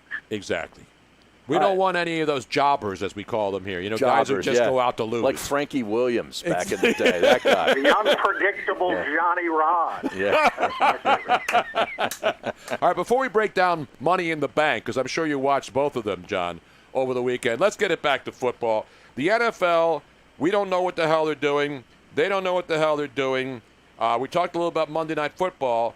But right now, we know baseball owners have already approved a restart for baseball in July. That has to be worked out. What the hell is going on with the National Football League, John? Yeah, well, obviously with the schedule release, you're feigning this business as usual type of mentality, which, at this standpoint of the calendar, I think they have to do. I think that's the prudent thing to do. But you have this other sort of, I don't know what you want to call it, a wave. I mean, Peter King, again, talking to Dr. Fauci for his morning column this week saying, the virus will essentially make the decision. And I think if you look at this thing logically, and I called it, I said today, you got to put down your ideological swords. You got to forget who your favorite politician is. If you're looking for perfect, you're never going to get perfect. So if that's what you're waiting for, we're not going to play baseball. We're not going to play basketball. We're not going to play football. It's not going to happen. So I at some point, somebody's got to step forward and be pragmatic and say, look, I hate to point out Dana White. A lot of people don't like him. They ran UFC, whatever it was, 249 over the weekend. Yep. Somebody tested positive. They went ahead with the card. We're all sitting back. We don't have sports. Everybody's watching the Michael Jordan documentary. Now, I hesitate to say this, guys, but I'm going to say it. I'm not comparing the flu with coronavirus. But think about things that are infectious. We look at Michael Jordan. We lionize him for the flu game. Mm-hmm. Well, guess what? He could have infected his teammates. Mm-hmm. I got news for you. So my point being is if you're looking for perfect, you're not getting perfect. And who's in the best shape of all of us, in theory? Professional athletes. Right.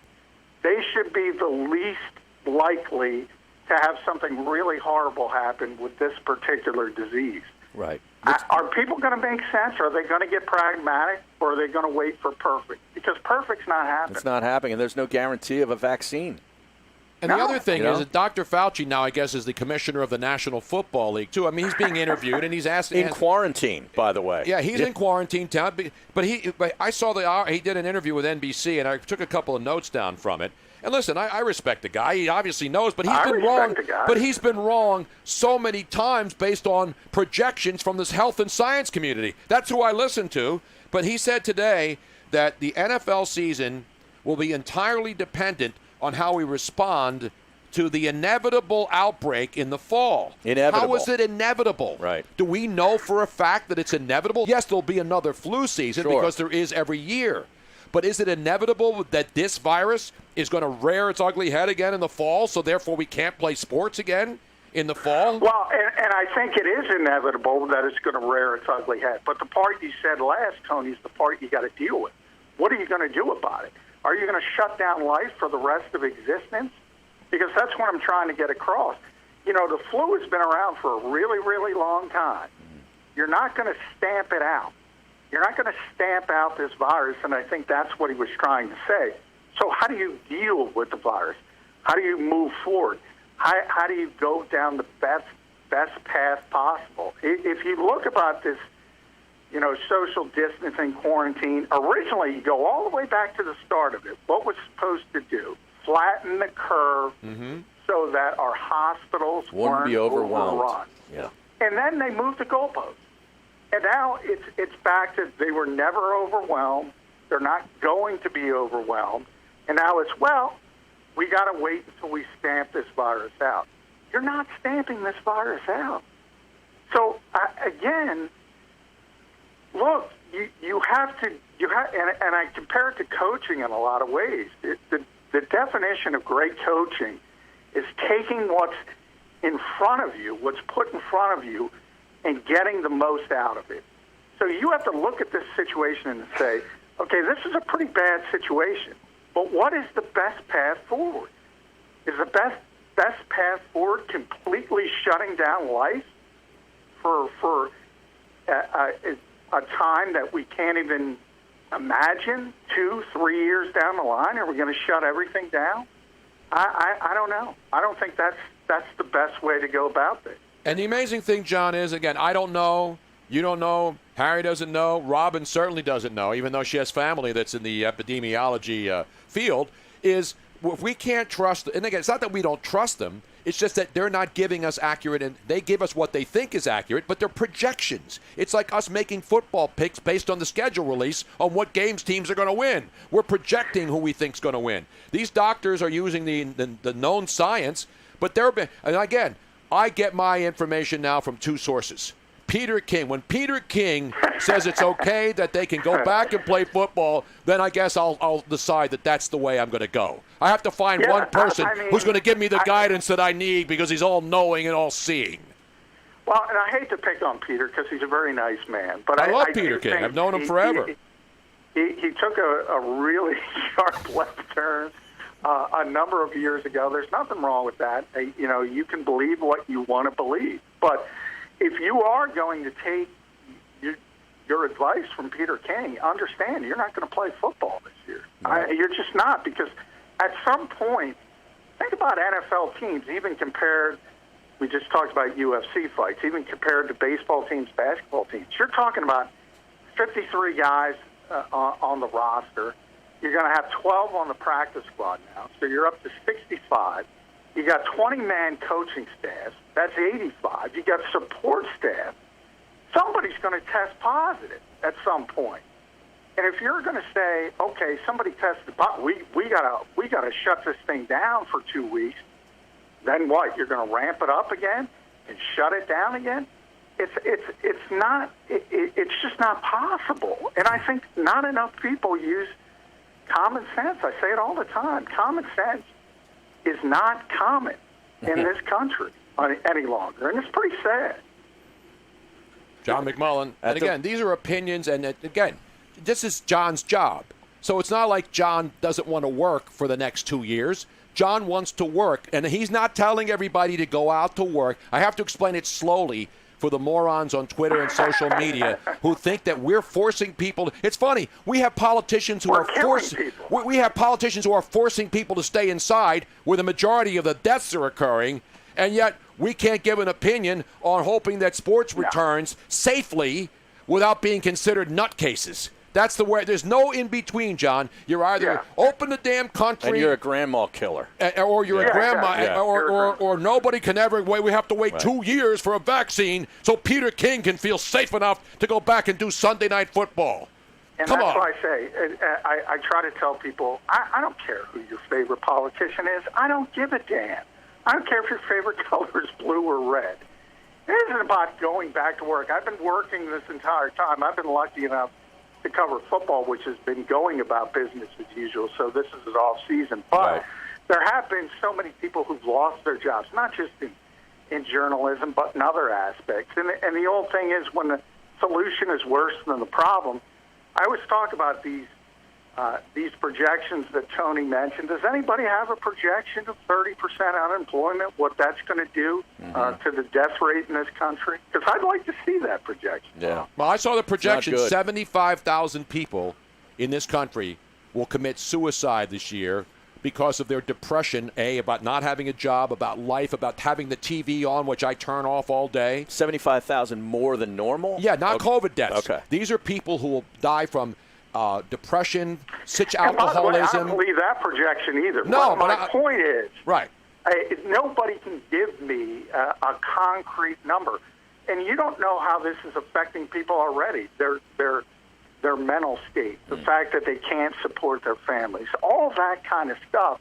And I do think it's a certain group that is, let's be honest, they're well off. It hasn't affected them as much because they're capable of working at home, and they haven't lost their jobs. And the vast majority of this country is on paycheck to paycheck. I mean, that's how they go about things. And I think, I think those people have been largely forgotten by elites in this country, to be perfectly honest. And people like me who are paid to get their opinion, we give our opinion. Exactly.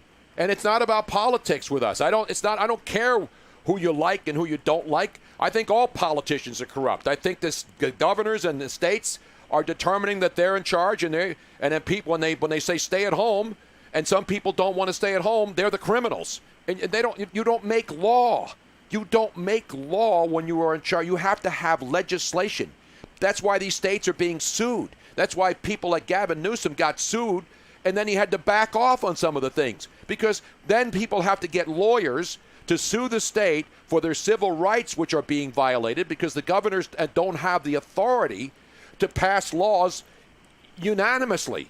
And so what happens? Somebody sues, a civil rights group will sue a state, and it's going to happen here in Pennsylvania and New Jersey. When governors tell you you can go to the beach to swim, New Jersey, your state, John, your governor says it is okay. This is confusing. Did you see the list of things you can do on the beach? You can walk, run, exercise, surf, and fish. But you can't bring a chair out to fish. You can't sunbathe. And either. you can't. No. So these are things you can do. Oh. You can fish, but you can't have a chair. Then these are things you can't do. Sunbathe. Sit in a chair on the beach. Have a group sports session or a group of people, and no swimming. So let's get this straight. You can go surfing, which requires you to take a big board into the water, paddle out, and then surf in if there's a wave. Wait for your wave. But if you're on a surfboard, so here's what I'm doing. I'm trying to help Governor Murphy, New Jersey. So you get a surfboard, you take your fishing rod, and then you put your fishing rod on your surfboard, and then you paddle out and stand up because you can't sit on that surfboard. That's tough to do, Tony. And fish. That is tough to do. No, but that's what people do when they do the paddle boarding. They stand up on a paddle. Not easy. No, but here's the point, John. If you do this, you want to go fishing this weekend, you get your surfboard, you go out and you stand up on it. If you sit down on it, then you're violating it. And if you stand up and you're fishing, it's okay. But if you sit down and you're fishing on your surfboard, and if you stand up and you're fishing, which is legal, but then you fall into the ocean. Then you're swimming. And then you're swimming, and then the police boat will come and arrest you and throw you in jail and keep you locked up in the music pier on the Ocean City Boardwalk until Memorial Day weekend, which will be 14 days after you just broke the law, and then you'll be released. Which is, further ironic than that is they're releasing people from jail because they don't want it. They don't want it to further explode with the jail population. Right. So you're letting prisoners out and putting people back in prison. And here, so we have a guy on the Twitch stream who's a typical example of what I'm talking about. People who want to open up the country immediately and go back to normal are putting their selfish interests ahead of people. No, I'm not. If you want to stay inside, you stay the hell inside. If you're too scared, stay the hell inside. I don't even want to see your faces on the street. If I see your face on the street, I'm going to come after you. You better have a mask on. You better have a damn mask on. I think another irony to it all is you have this group of people that has done what they've been told to do, and they self-quarantine. And every time they see a picture on social media or on the news about people gathering on beaches somewhere in the country, people gathering in large groups and not practicing social distancing, they're shocked by it. And the assumption is that everybody's like them and has been doing this the entire time. When the entire time this has been going on, there have been people who have ignored it and just gone about their life as best they can. Now, you can say that's dumb. I'm not even going to argue with that. It might very well be dumb. But your assumption that everyone is living like you, and that's why we've succeeded to the point where we've succeeded when you're talking about flattening the curve, even that's not correct. That's assuming everyone's acting like you, and we have proof, empirical proof, that's not true. All right, enough about this, John, because I don't want people, because people are extreme on either side, and there's no middle ground anymore. Exactly. And it's got to be you're in favor of people dying, or you're in favor of putting people in a house with a bunch of people who, by the way, are dying in bigger numbers than people who go outside. So you can take whatever approach you want. If you want to go there, as long as the sports books open up and we have lines and we have sports. Right, and something to bet on. And the players take care of themselves and are protected because they will be, because they'll get the testing. And if you're crying about there's no sports, but you're crying about athletes will get testing, and Joe Schmo sitting at home who doesn't have a job and isn't working and doesn't care about anything because he's getting $2,000 a month to do nothing, then you shouldn't get tested. You should get tested only if you feel that you're getting the symptoms, right? Right. I don't get a test every year when I think I have the flu. I go to the doctor and he says, you got the flu. Here, take some stupid Theraflu. There are scarier things to be worried about at the beach, by the way, than the coronavirus. there was another shark attack who killed a California surfer over the weekend in Santa Cruz, California. So there you have it. See, So. if he was in New Jersey, I don't know statistically if I'm going to worry about a shark attack, but statistically, I'm more worried about a shark attack than I'm worried about listening to Peter King's advice. I will say that. Oh, who doesn't think that way? Come on, John. Last thing, of course, and that, of course, is the National Football League. Let's get it back to the players and the field and the game, because in the NBA, you got Mark Cuban and other owners saying no, no, no, no, no. Baseball, you got the owners saying yeah. Now the players will vote on it. And again, the last thing I've seen from the NFL is nothing. The commissioner, Dr. Fauci say, I gave you his quote, but what's the commissioner? What are you hearing from the leaders of the National Football League? Because I know they don't have to do anything. They can't have, the normal OTAs and that stuff, so players don't have to worry about it. They're working out on their own. But what about the organized team activities, and then as we get closer to training camp in 2 months? What are you hearing? Well, the commissioner, Roger Goodell, sent out that memo before the schedule was released and essentially told each organization, told each team, don't get into hypotheticals. So everybody, as we just talked about for a long period of time, how are you going to play this season? Is it going to be 16 games, 14 games, 12 games?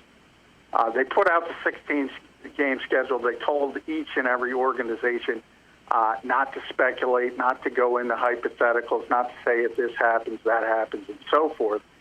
And I think we're at the point of the calendar where they can continue to do that. It's pretty evident there's not going to be an off season at all. No OTAs, that's obvious. No mini camps, that's obvious. So you have to look at August 1st, essentially, late July, August 1st. Typically, that's when training camps start around the country. I think that's the date. That's the drop-dead date. And if they're not allowed to show up for some kind of training camp, even if it's scaled back, I think then you got to seriously discuss what's going to happen to this particular season.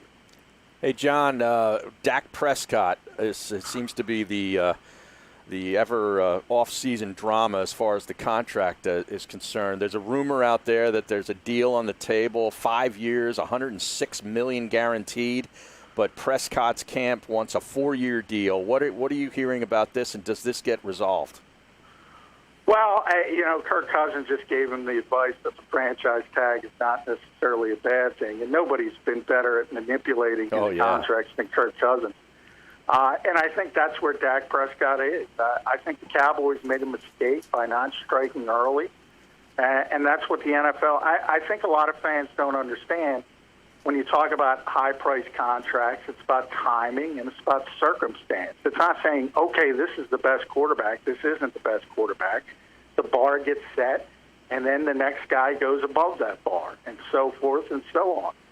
And that's what the Eagles have done very well, is they've seized things early and gotten team-friendly deals. Might not seem that way when they're signed, but now all of a sudden you see the Dallas Cowboys dealing with Dak Prescott, how much money they're going to have to pay him. It's going to be the highest-paid quarterback in the history of the NFL when he does sign his contract, the most guaranteed money. It's just a matter of when. But the Dallas Cowboys aren't letting him go. They're going to franchise tag him if they can't work out a long-term deal, and they'll continue to go down that path. So from Dak's perspective, though, there's no question. You want lesser years because you want to get back to free agency again. We go back to Kirk Cousins. That's what happened to him. He signed a 3-year deal, fully guaranteed, the first fully guaranteed deal in NFL history. And 2 years into it, he got an extension for more money. So, I mean, if you're looking at the template, look at Kirk Cousins. You like that? You like that. I like that. John McMullen, congratulations on the major, major promotion to King of the World. And you're a king of the universe, so I'm still behind you. I'm a master of the universe, now not a king. Is he off suspension officially He's now? officially off suspension. Right. I am now. He didn't even have to apologize or beg for my forgiveness like that woman in the court in Dallas. John, we'll talk to you soon, brother. Again, congrats. All right, thank you, guys. Appreciate it. The great John McMullen. At JF McMullen on Twitter. JF McMullen. Yeah, JF. You leave the F on for fun. Frank. We're coming right back. Stick around.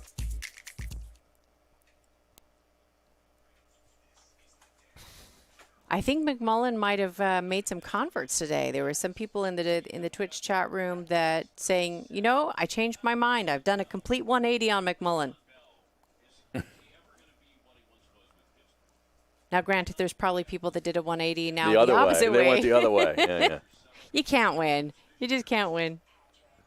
J.F. McMullen, not Jay Farmer from Quicken Loans.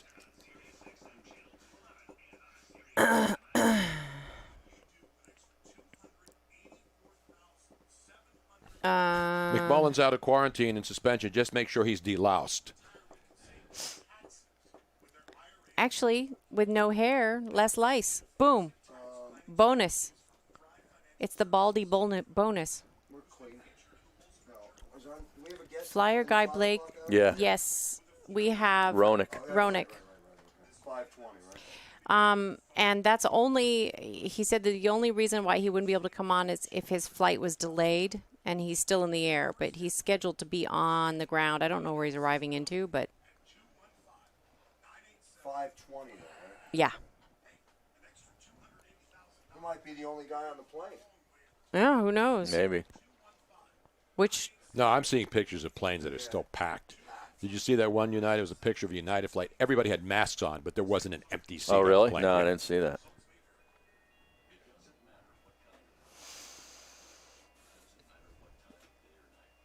These people who are now for big government and having government treat you like you're a frickin' slave, I don't get. I don't either. I don't get people who want police to go out there and arrest people and throw them into jail for being on a beach.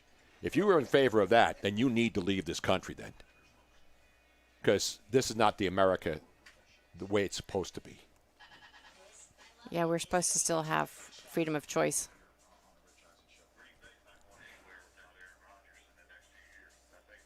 Why, thank you, Nasta Ed.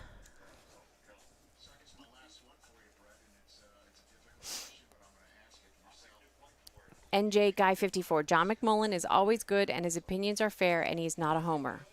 That's exactly. Right. He's not a homer. I know. A lot of media people are homers in this town. I'm a homer because I'm not a media person. But I'm fair. I mean, I give. How do you figure? How do you figure you're not a media person? I'm not really a media person. What would you consider yourself? I'm a talking head on radio who has a media background, who now is pretty much disgusted with the media because they're all corrupt slime balls with agendas that do not include facts. That's what it's all about. Oh, I'm liking the way the Twitch stream is going. Now, Woody Hayes, Robin looking like a Bond girl. Bond, not Gold Bond, medicated powder. Maybe that's more.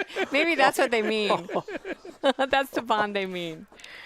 Ah, Tony is so romantic, isn't he? Mm-hmm. Yeah. Oh, it's been more than 10 years now. Full of romance. I don't believe people have a right to congregate and place others in danger. But yesterday, driving around up to my sister's house, you know what people were having parties? Because there were graduations, and there were a bunch of people on the front lawn, all family members. So if they're all family members, then they're the ones who know where they are. So welcome back to the Tony Bruno Show with Harry Mays on Sirius XM 211.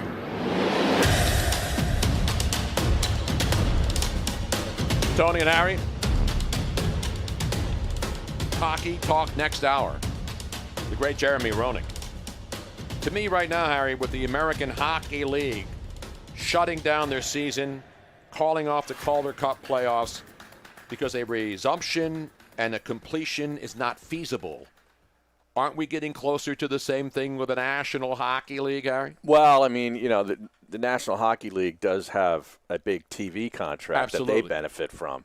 So, no, I can't. You know, the AHL has already said after they shut down for the rest of the season that if they can't open next year with fans, they might have to shut down altogether because they derive a lot of their revenue from the gate and people spending money in the arenas and stuff. No doubt about it. The same thing with baseball and football. But the EPL today, the English Premier League, Harry, they got the okay from the UK government to actually play resume play on June 1st. Now, they were shut down, too, on March 13th, but they want to resume their season. The teams voted on it, and again, there will be procedures in place. It's almost like you have to explain. But don't worry, people. They're not going to die. They're not going to hurt your family. Okay? The English Premier League is not going to kill your nanny over there. Not going to kill the Queen, although we must kill the Queen, as, of course, the great Reggie Jackson said in the Naked Gun movie. Remember? When he's got the thing put into his brain, and he says, must kill the Queen, must kill the Queen. You mean when he was like brainwashed? Yes, exactly. Yeah. They implanted something in it. All right. And Reggie Jackson said, must kill the Queen.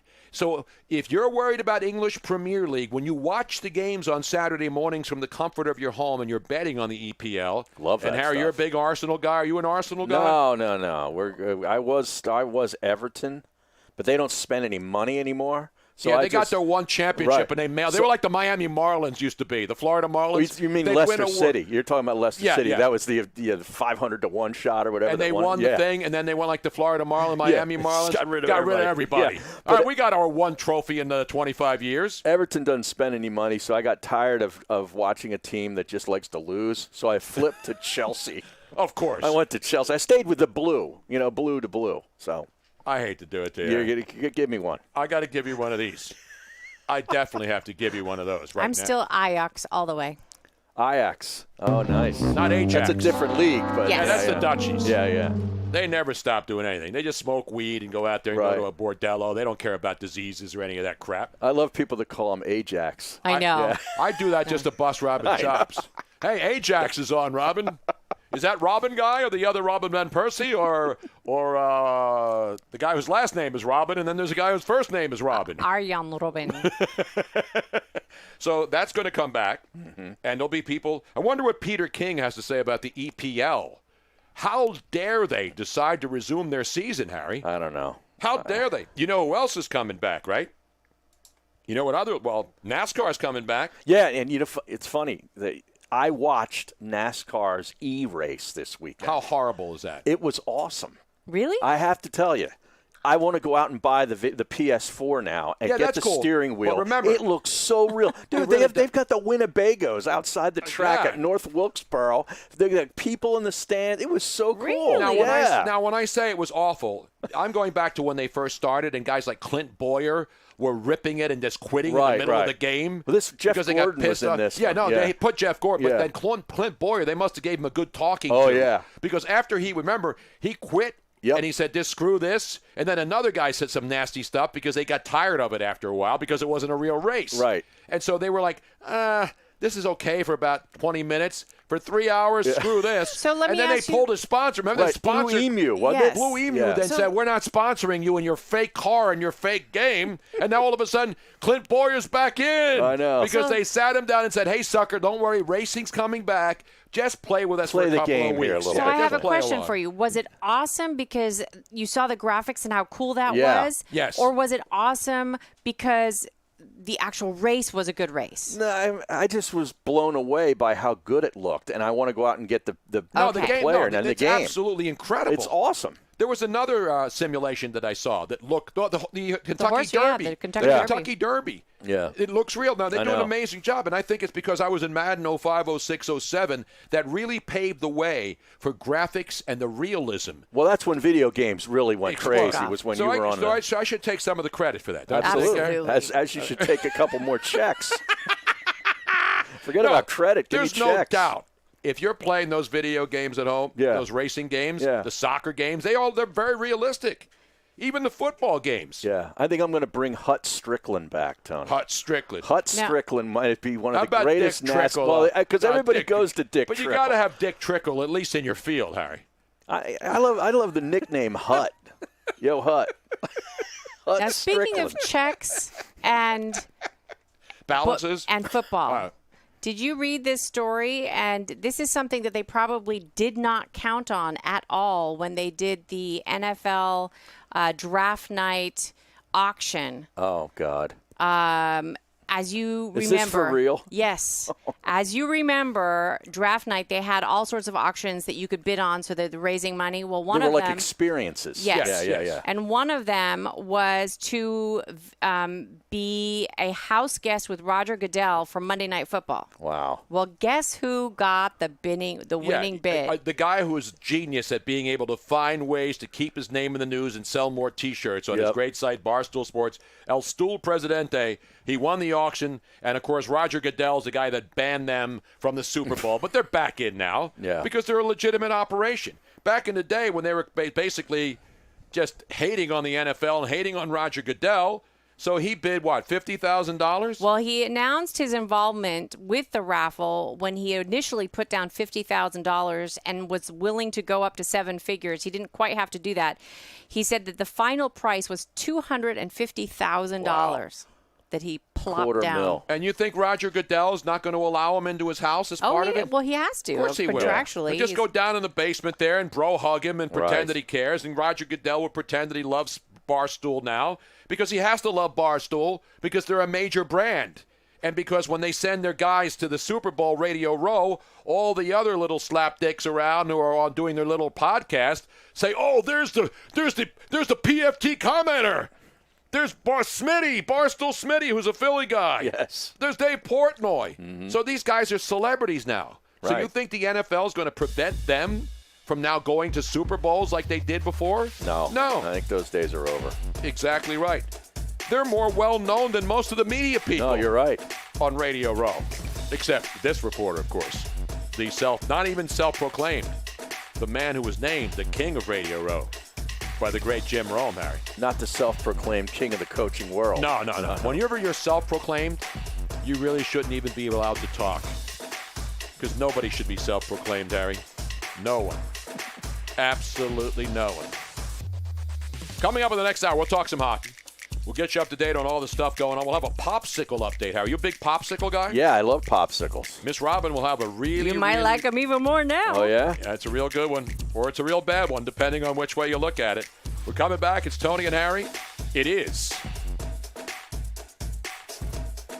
a Monday. Stick around. You had to think about that one for a second? It is a Monday. That's right. The Bundesliga starting this Saturday, too. The Germans. Yeah, I think There's the scene right there. There's Reggie Jackson wearing number 44 for the California Angels. And the whole bit was they had to kill the queen because she was in the country. And Reggie Jackson, that's a great job there by 1-for-3-C1. That guy's all over the show, man. He's always tweeting. Yes. You know who that picture is of, right?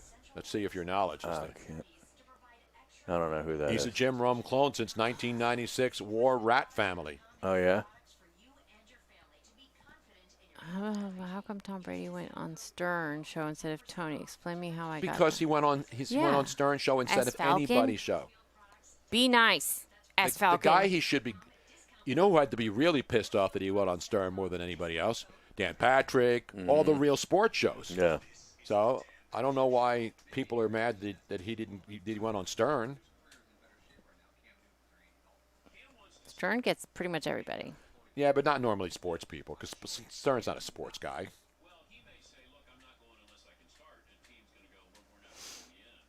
Mm-mm-mm.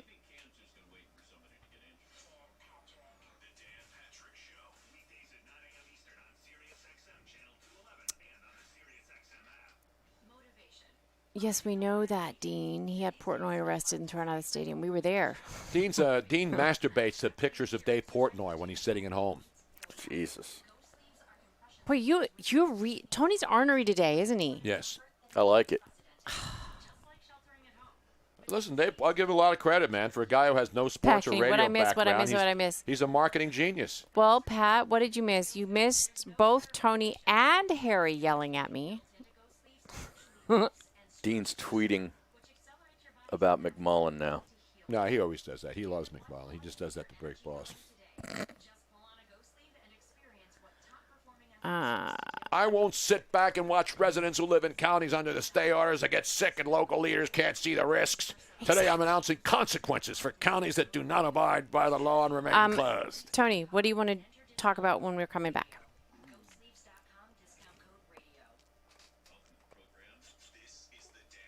Yo. Tony, was there anything that you wanted to talk about? Yes, we're going to talk about.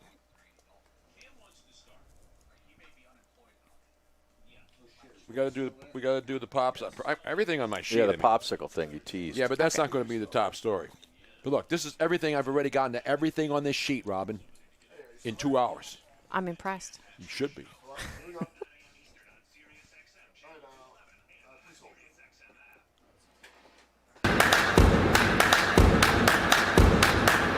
Welcome back to the Tony Bruno Show with Harry Mays on Sirius XM 211. As we delve deeper into the program, or as Joe Buck once said when Matt Stairs hit that home run against the Dodgers many years ago, Harry, into the night. Remember when Matt Stairs? Into the night, wasn't that it? ball is into the night. Joe Buck said that. And that became a staple. Except I don't have it in my machine right now, but I got to load that in there. You can find that one. Yeah, that's easy.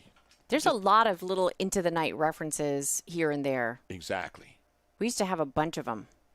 Exactly. We have them all. But meanwhile, we got a lot of stuff to talk about. We're talking about soccer. The EPL is going to come back June 1st. We talked about the Bundesliga is going to resume this weekend in Germany.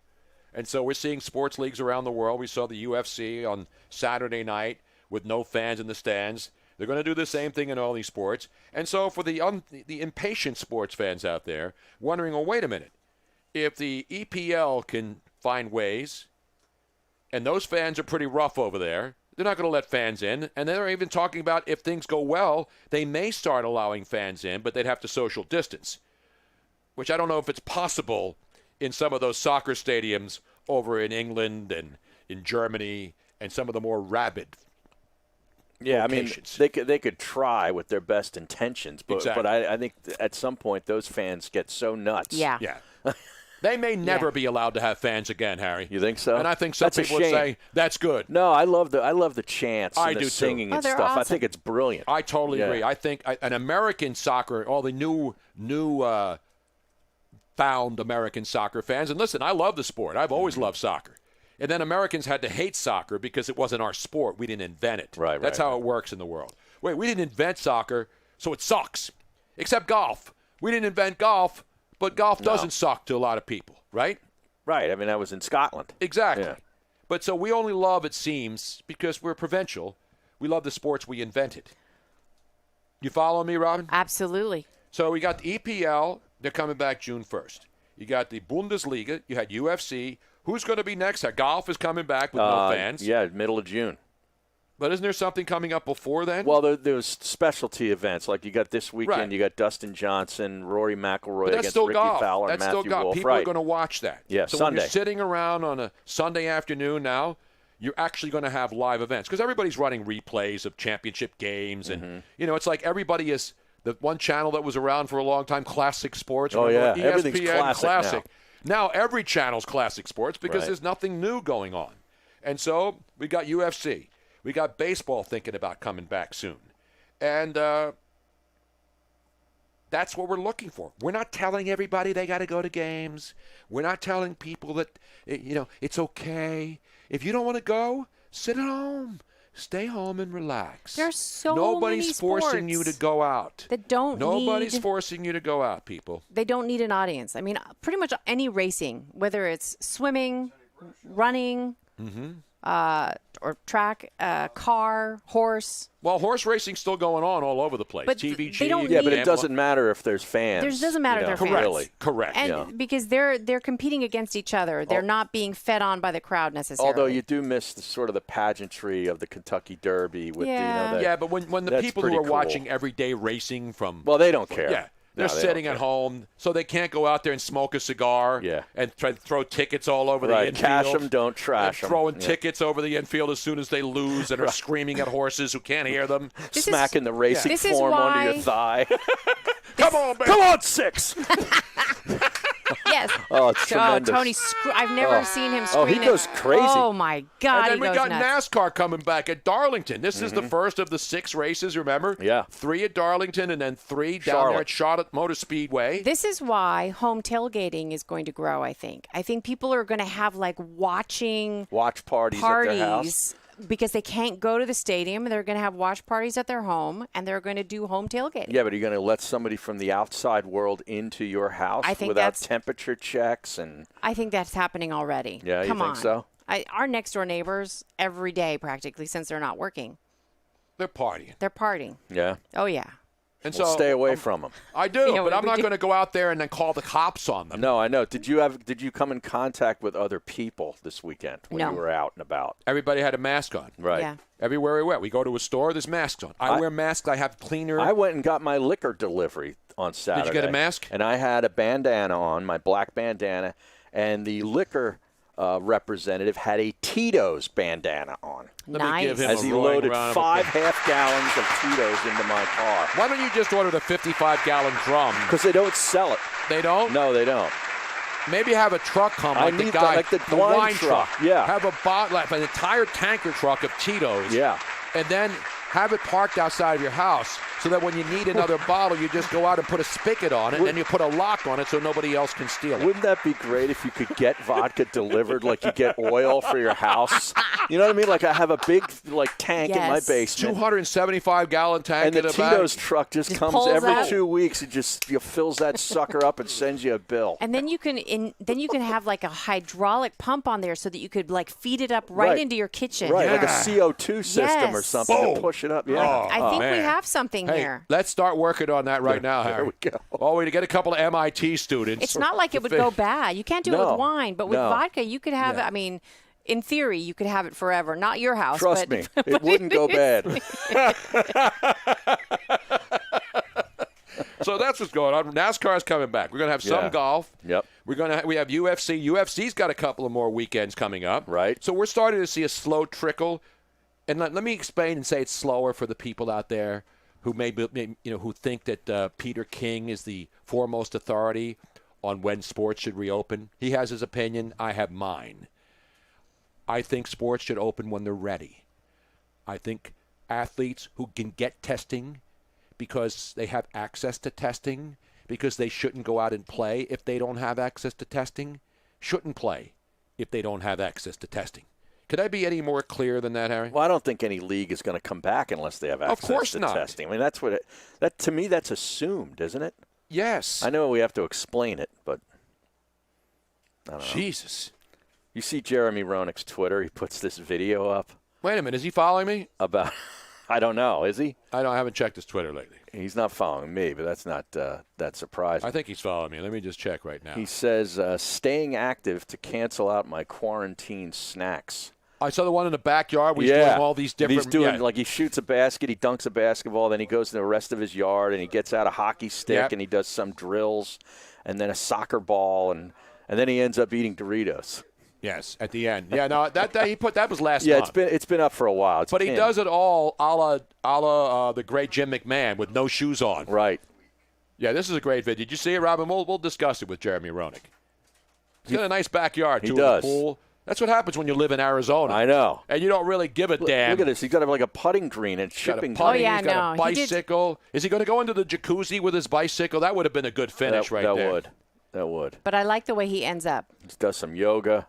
And then he gets his hockey stick and he pushes. He's going on. He's doing jumping jacks, and now he's on some sort of. And then he does a couple of sit-ups, a couple of push-ups. He only does one push-up, one sit-up, a couple of planks, and then he runs around and he does jumping jacks as he's running. That's good. If you all have like a 5,000 square foot backyard, and you live in Scottsdale, Arizona, I highly recommend you do this. Yes. This way you avoid the neighbors around you. You don't need to come in contact with anybody. And you don't want to come in contact with anybody. If I had a place like that, you think I would care about going out? No. And hanging out with the schifozos of the world out there, Harry? You got to stay away from the schifozos Absolutely right now. right. Absolutely. Now, did you go golfing this weekend? Yesterday, yes. Sunday. So you were there Sunday. Correct. It was a beautiful day yesterday. Saturday was too cold, too Saturday windy. was cold and blustery, yeah. We had snow squalls. Yes, we Robin did. and I took a ride up. Where you went, you had snow. So they didn't come down here. They didn't? No, they did not. They were not allowed to come down. They were allowed to squall up there in the central The Pennsylvania. governor did not permit snow in the No, that was surrounding. the mayor. The Philadelphia. The mayor counties. of Philadelphia had trucks going around. Snow not permitted. Anyway, Jeremy Roenick's going to join us. The NBA, still murky waters, and Monday Night Football. We're trying to figure out who's going to be on it. We should figure out what's not permitted in the wine cellar during the quarantine, Harry. Because, there's all these states have signs up there on the beaches. You can't swim, but you can surf, which makes no sense. Right. You can run. You can walk. But you can't sit in a chair. Yeah. You can exercise, which I believe would require you to get on the ground occasionally. Your feet would touch the ground, yeah. If you're going to do sit-ups, you're going to have your back in the sand. If you're going to do push-ups, you would have your hands and feet in the sand. That's a no-no. Right? So what exercises can you do on the beach that do not require walking or running that you would do without sitting down in the sand? I can't think of any. Not even a yoga pose. And that's all I ask for. All I ask for is simple logic. I'm not passing judgment. I want to know how you can go out on a surfboard where you have a chance of being eaten by a shark, but you can't swim because, the surfboard, sharks mistake surfboards for fish that they chase. That's why they don't want to eat a surfboard. And seals. And they confuse people's pedaling on a surfboard with their bait, which are baby seals. This was the first shark attack since 2004. Wow. The one out in Santa Cruz, California. Yeah. It wasn't silk bra, I hope. No, silk bra doesn't go in the ocean. 26-year-old young man and was killed. This was not just an attack. This was a... And by the way, our good friend Dean on Monday afternoon must have been out there. They were all in front of a gym in Clearwater that's closed, and people were doing push-ups and sit-ups in front of this gym in Clearwater, Florida. Squats, push-ups, and sit-ups. They would be able to do that in New Jersey on the beaches. But in Florida, when they're doing it in front of an actual gym on a sidewalk, these people should die, according to the people who don't agree with them. But you should be 6 feet apart. Not when you're down on the mat. Harry. No? No, if you're breathing into the ground. Because our buddy Baldy got a lot of shame this weekend on his Instagram feed. No, these people are 6 feet apart. They are? Yeah. Okay. They look that way to me. But, the people that don't like that want these people dead, and hopefully they die in 14 days. It's got to be one way or the other, unfortunately, now in this country, Robin. You know what I'm saying? You know what I'm saying? Yes. Meanwhile, I would bring Baldy on. I'm playing it really safe. I'm disagreeing with you. Yeah, I'd love everything. to get him on, especially now. Especially now. He took a picture with 3 other guys, like buddies of his, down Where were in they, Fort Florida? Lauderdale. Were they on the beach? They were close to the beach. Was like right over the right. They were like probably at some How bar. far apart were they? They were closer than 3 feet. Baldy said he would love to come on, but he is contractually not allowed to because of a certain company that he works for. I know. And to which that is a company, total outrage. It is an outrage. You know what I say to that company? Well, I can't play that on this show, but I'll say this. I'm pissed off. Exactly. But every other comment was either, Baldy, where'd you get that shirt? That shirt is fire. Or, bad look, Baldy. You're not socially distancing. You're trying to kill my grandmother. Did Peter King chime in and say Baldy No. should not be allowed to work for the NFL Network because he wasn't socially distancing I didn't see in Peter. Fort Lauderdale? I guarantee you, once Peter King gets a hold of that picture of Baldy, he will be persona non grata in the NFL Network anymore. It's an outrage. Or maybe Mark Cuban will spy on him. No, Mark Cuban doesn't care about football players. It's all about ballers in the NBA. That's where he has the power, Robin. It's all about having power. he had spies go into a mall to make sure that all the stores were properly. There were secret shoppers. Oy vey. Secret shoppers. Meanwhile, you know what's coming up next, Harry? Who's that? JR, not Jim Ross. Jeremy Roenick. We'll talk hockey, and we'll find out from him if he thinks the NHL will come back and finish out the season in the playoff. Stick around. It's Tony and Harry, Miss Robin.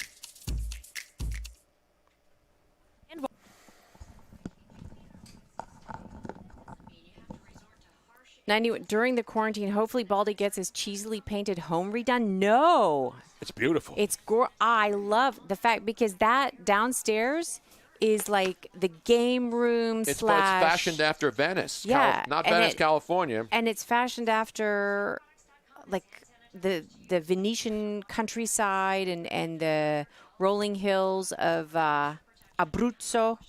God, it's awesome. You talk of which you do know nothing about. It was beautiful. And the pool outside, and it's got the pergola and the arbor. One of the most amazing properties ever.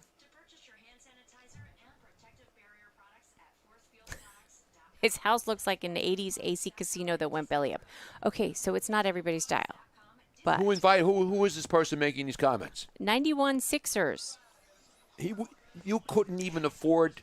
But that's only downstairs. Like upstairs, he doesn't have all 91 Sixers couldn't even afford to live in his garage in that part of the state of New Jersey. It's so awesome. Governor Wolf, man, you talk about a guy who should be thrown in jail. Thrown into a back of one of his trucks and locked in there and left for dead. Any governor who says, I am not going to tolerate and sit back.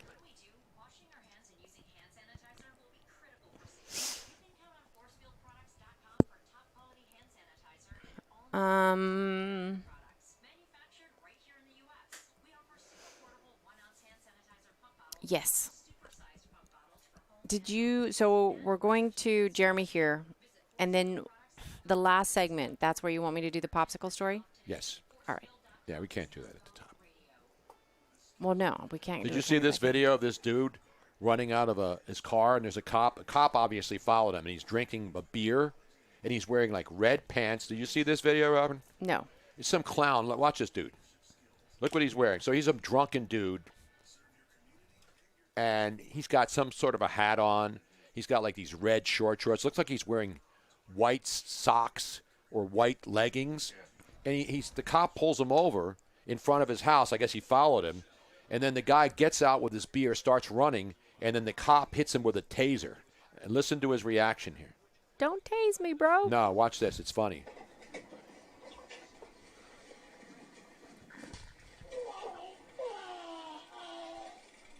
You hear that taser? Love that sound. I'm sure this isn't bogus, because that guy actually tases him. I have a feeling that would be incredibly painful. Yes. Now those jackass guys would do it intentionally. Have you ever been shocked by an outlet or a bad... I've only been shocked by the monkey. Oh yeah. Oh, I've done that. Wait, let's listen to it one more time. Real or fake, Harry?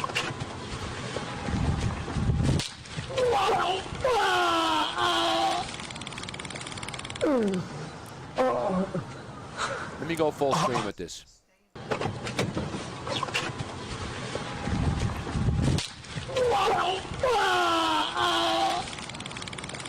You can see that taser right there. Stuck him.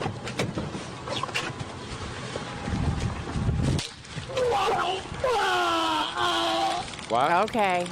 That's enough. I know. I'm trying to get it off the screen, Robin. Calm your panties. Jesus.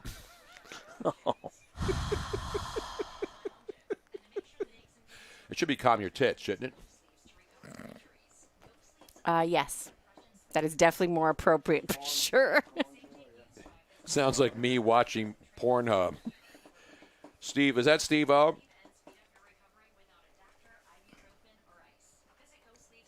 Those guys would do that. We've seen them do it. Oh, yeah.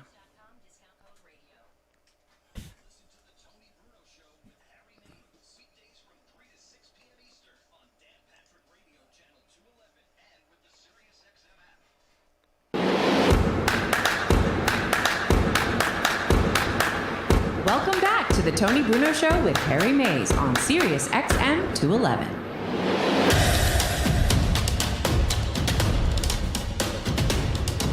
Tony, Harry, Miss Robin, all gathering around the radio to fix all that's broken, not only in broadcasting, but pretty much in humanity, because that's why we're here. We have been deemed essential. Not really. We've just been broadcasting from the wine cellar for a while anyway, and they said, hey, what the hell, let's just put them on. Let's put them on Sirius XM. Let's put them on the greatness that is SB Nation, Harry, on our debut on SB Nation Radio. We want to thank everybody around the nation for listening. Hope you enjoy us every single night and day and night and day. Miss Robin will have a popsicle ban update. Everything's banned now, Harry. Wait, they're canceled popsicles? Yes, don't.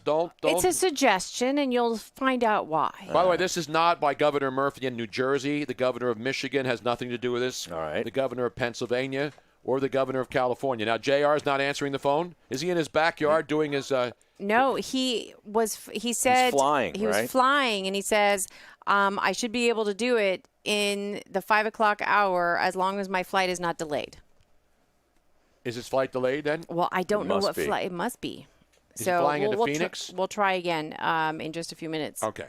Meanwhile, let's do this popsicle story then, Robin, because this troubles me. I get it. There's certain things you shouldn't do. You should wear a mask. We're all wearing masks when we go out. We're doing as we're told. We are obedient servants and slaves to the government.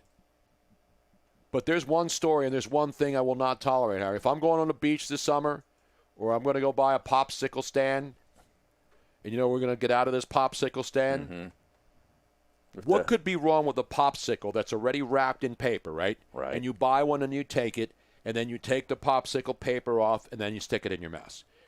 Would you think that would be unsafe? No, I mean, unless make sure it hasn't been tampered with. Well, exactly. We do that for Halloween. We've been doing that forever, long before the coronavirus. We had wacko people out there. Let's go to our update desk. Let me play this song, though, because I don't know if you remember this, Harry. I go old school when I think of popsicle songs. This one here. Oh, no, that's the New Kids on the Block version. That stinks. This is the better version.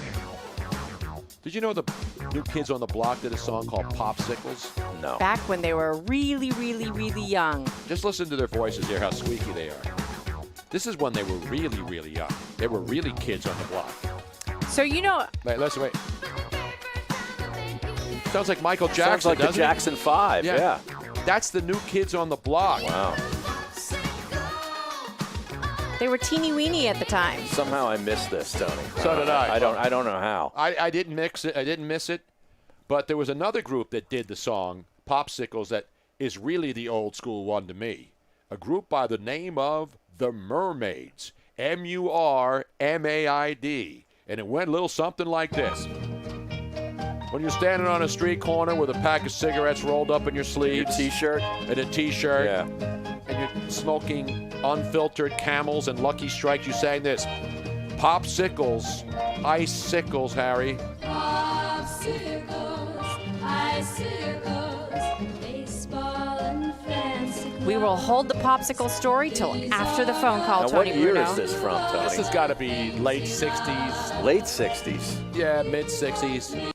I'm sure Jeremy Roenick remembers Popsicles, icicles, because out there in Arizona where he's running gauntlets in his backyard to stay in shape. Mm-hmm. While he's eating Doritos, While by he's the way. eating Doritos and Popsicles. Unless they're banned in Arizona now, I don't know. Let's find out. Former NHL great Jeremy Roenick joins us. JR, how are you, man? What's up, Tony? How are you? Of course I remember popsicles. Are you kidding me? They're the most favorite thing in the world, especially still today. But not water ice. That's a different thing now. The Popsicles are the frozen one on the stick, right? I remember. Yeah, I remember. The one that had the white little cover on it. You used to pull down the white cover and push it out the top, and then you're ready to go. No, you don't push it out. It's already on the stick. You just take the paper off. I know. You don't take the paper off. You pull the paper down from the top, and it just comes off easily. Come on, Tony. We're going to argue about popsicles now. Hey, everyone started it. So I see the video you posted. Now that video is from a month ago, where you run the gauntlet in your backyard and you get the hockey stick and then you shoot a basketball and then you ride a bike. Ride a bike about 5 feet, and then at the end you sit down in your backyard patio and you open 2 bags of chips. Yep. Play for the tie. It's called playing for the tie. Playing for the tie. That's kind of that's my life in a nutshell. The thing that I got out of it, Tony, is he's got one hell of a backyard. Oh, absolutely. Yeah. The hell? What do you think, he lives in a little row house in South Philly? Come on, he's in Scottsdale, man. It's really hot out there, right? What was it? Did it get up into the 90s this weekend? Oh, it's about 100 today. It's about 100. So wow. Yeah, it's getting hot, but hey, remember, it's a dry heat. Yes. Remember, it's a dry heat. So in other words, it's too hot for you to go out and play golf. Or are you allowed to play golf now in Arizona? That's the first question I should have asked. No, our golf course is never closed. So I've been playing golf twice, sometimes 3 times a week since quarantine started.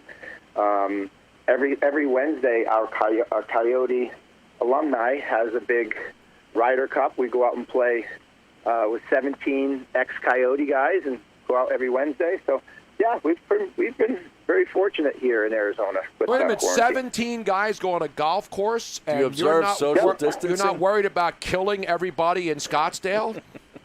Nope. Everybody has their own cart. Everybody stays away from us because we know we're on the course. We're just do our own thing. Pretty good. I don't want to call the Governor Ducey and have my friends in the state police come out there and have to check on you, man. Yeah, well, I'm not falling into the fear-mongering that all these governors are throwing into their constituents and all this.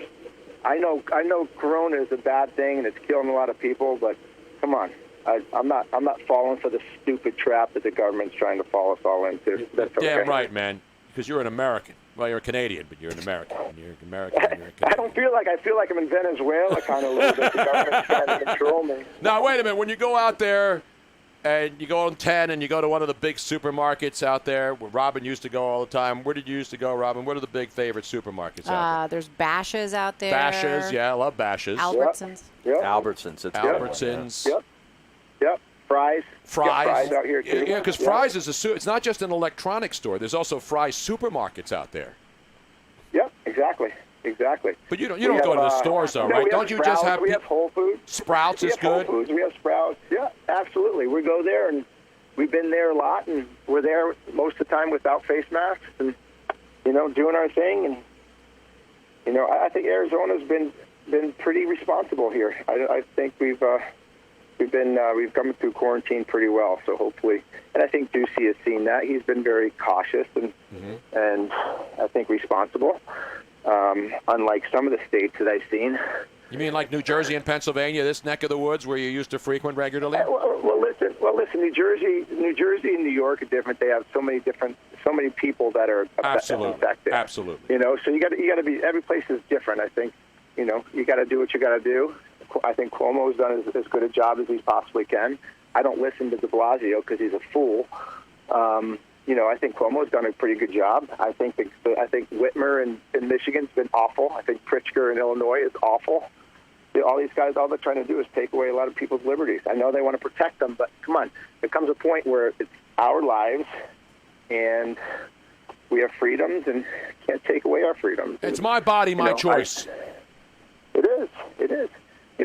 I had this feeling today. I went through the airport today, and the first time that we've flown since this whole thing started, it was kind of eerie. The airport was 40% occupied, but what we're used to.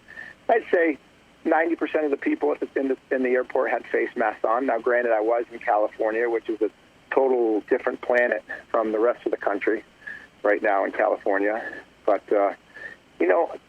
I was sitting there thinking, if people asking me, why don't you have a mask on? And I'm like, well, I don't have Corona. So if I have a mask on, it would be because I have Corona. There's just so many different, if I'm breathing into my own mask, CO2 is going into my own mask. I'm keeping my mask on. You know where that CO2 and all those germs are going? Right back into my body. Bam! I don't know. I have my own opinions. I don't have Corona. I got tested, so I'm not going to infect anybody. So, did you have any Tito's at least over the weekend, though, to help sanitize the Corona? Corona. It's Corona. It's Corona. It's quarantine. And I think to get through any quarantine, don't you need at least a little bit every day? Yeah, absolutely. I mean, Harry just ordered a 55-gallon drum of Tito's to be brought here to Pennsylvania. I have 5 half gallons. 5 half gallons. 5 half gallons, Jeremy. I've been pretty responsible. I've actually dropped a couple pounds over the last couple weeks, so trying to take advantage of staying in place. So it's been okay. Well, what did you make of the AHL deciding to shut down for the rest of the season, including playoffs? It's too bad. It's sad. I know a few players that play in the AHL that aspire to be in the National Hockey League someday, and to have their season ended. Some that were probably could have been coming up to the National Hockey League. It's a good league. What fears me the most is how much financial damage is going to happen to the National Hockey League and through the AHL.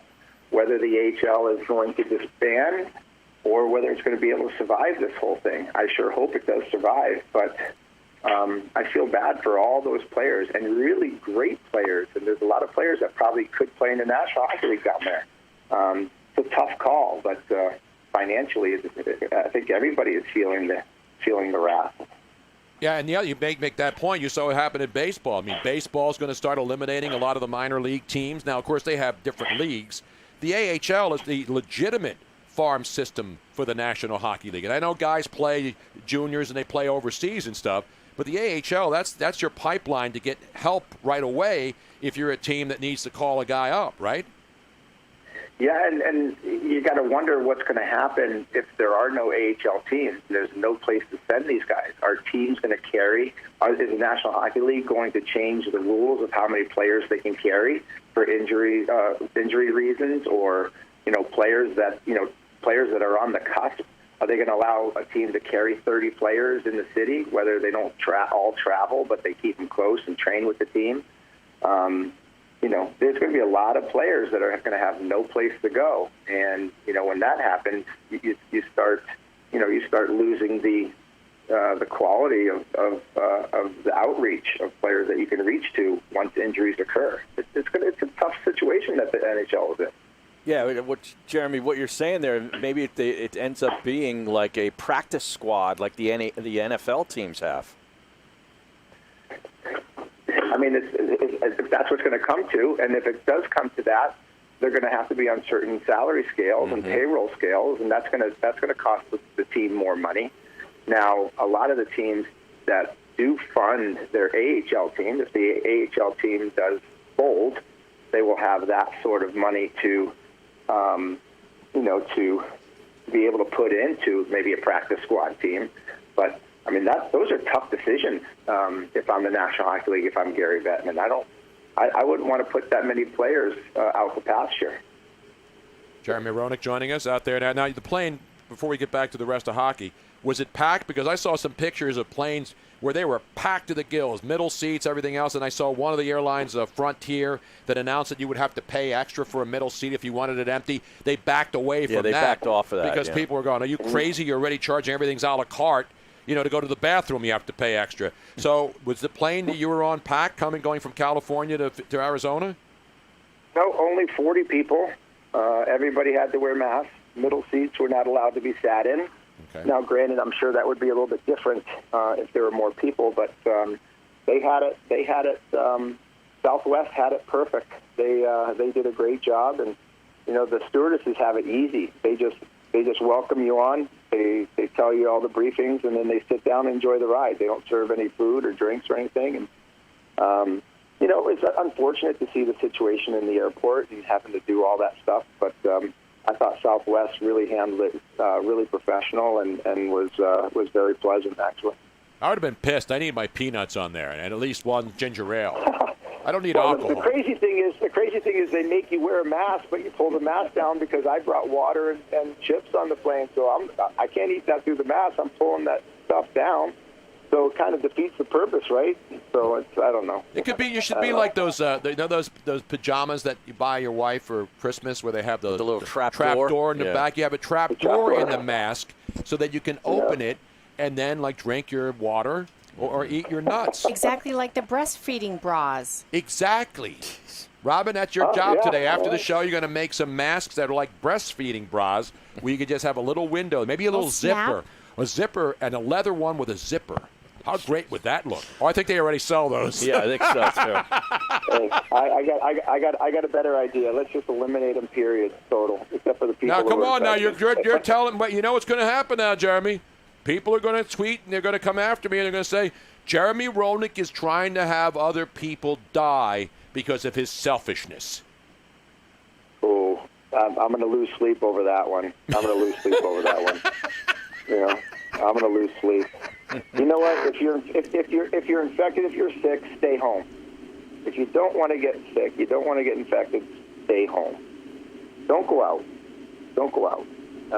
Listen, I want everybody to be safe, but I also know that this is a country of freedoms. It's a country that the government should not be running our lives every single day, telling us what we can do and what we can't do. And it's getting a little crazy, and we got to do what we can do to protect each other, yes, but there does come to a point where it gets a little ridiculous. And, you know, I don't know. That's just my opinion. That's my opinion. All right, hockey, is it going to come back? I know we're just guessing. That's all we're doing now. You think they figure out a way to finish the season? There are not many games left to begin with. No. And then have the playoffs and go into the summer and then shut it down for a couple of months and then resume like maybe November or December for the next season if they can. Yeah, I think they have to find a way, guys, because there's so many other things at risk that could really damage the National Hockey League. If they lose the rest of the year and lose their revenue for the rest of the year, next thing that happens is the next season starts and the players are going to be paying a ridiculous amount of money back to the league to fund their losses. You know, the escrow for the players next year, if they do cancel this year, it's going to be up around 40 or 50%. So if a player is paying 30 or 40 or 50% of their salaries back in escrow to the National Hockey League, and then the other 40 or 50 or 60% that they're making then goes to state and government taxes. I mean, I know we don't feel bad for a kid that's making $10 million, but after a $10 million contract, you're bringing home $2 million after something like that. So, you know, I don't think the players want that. I don't think the league wants to lose that revenue. I mean, they got to find a way to play in a couple different venues for a couple months, finish the season off, maybe take a couple months off, and maybe change the season in the National Hockey League. Maybe move it to December and start in December and miss most of their competition in football, miss a lot of their competition in basketball, and play longer. You know, so I don't know. Maybe there's an opportunity for the league to change times of season. I don't know how they're going to do it, but it's definitely, I'm sure, a lot of steam coming out of a lot of ears with the different ideas coming out of the National Hockey League right now. Yeah, I kind of like that too. You know, if the NBA and the NHL can sort of stagger their season so their playoffs don't run up against one another, I think. Exactly. You know what I mean? Exactly. They sort of cancel one another out at the best time of the year. Listen, if the National Hockey League could start, you know, around mid-December or Christmas time or the beginning of January, and literally miss, you know, the 16 weeks of football, and not have to deal with with Sundays and football and Thursday nights and football and Monday nights of football, you know, it's going to be more revenue for them. But it's going to be tough for them. There's no question about it. So are they going to finish the season and have a Stanley Cup or no? You think? I believe they will. I believe they will. I think they will. Well, like I heard there was a proposal for playing in New Hampshire, North Dakota, and up in Canada. You know, it's at certain arenas, and they just put everybody in there and play like all day long. Is that what you were referring to a little while ago? Yeah, I think they will pick certain venues that they'll put certain teams. And no fans. And no fans. Right. Just cameras. And obviously, I'm sure teams will move from venue to venue so you can play different teams, obviously. But I can see that happening because obviously the venues are going to be the arenas, the National Hockey League arenas are going to be tough to book in certain times. So if you go to different places that are open and there's no problem, let the players play film them, get people something to watch, because obviously everybody's dying to watch some sort of sports right now. I can't imagine the ice out in Glendale would be good this time of the year going into the summer as it gets into the triple digits every single day. Actually, they'd be playing in Speedos rather than equipment out here. Yeah. No, because, we see back in the old day, the buildings were really good. You'd have fog. You remember back in the 70s and 80s, guys would play the building. Yeah, they had no air conditioning. Yeah, they had no air conditioning in the Aud in Buffalo, because I'm an old school guy. But nowadays, I think most of these buildings, even though it gets really hot, they could still put a sheet down and play hockey in the summer, right? Sure. Yeah, there's no question. And some places are better than others, and again, that's going to be very strategic in how they pick the venues. What kind of climate it's in, and how well the compressors work and stuff like that. There's no question that will all be in the plan, I'm sure. I feel very confident. I feel very confident that they'll get the rest of the season in and finish, maybe early September, end of August.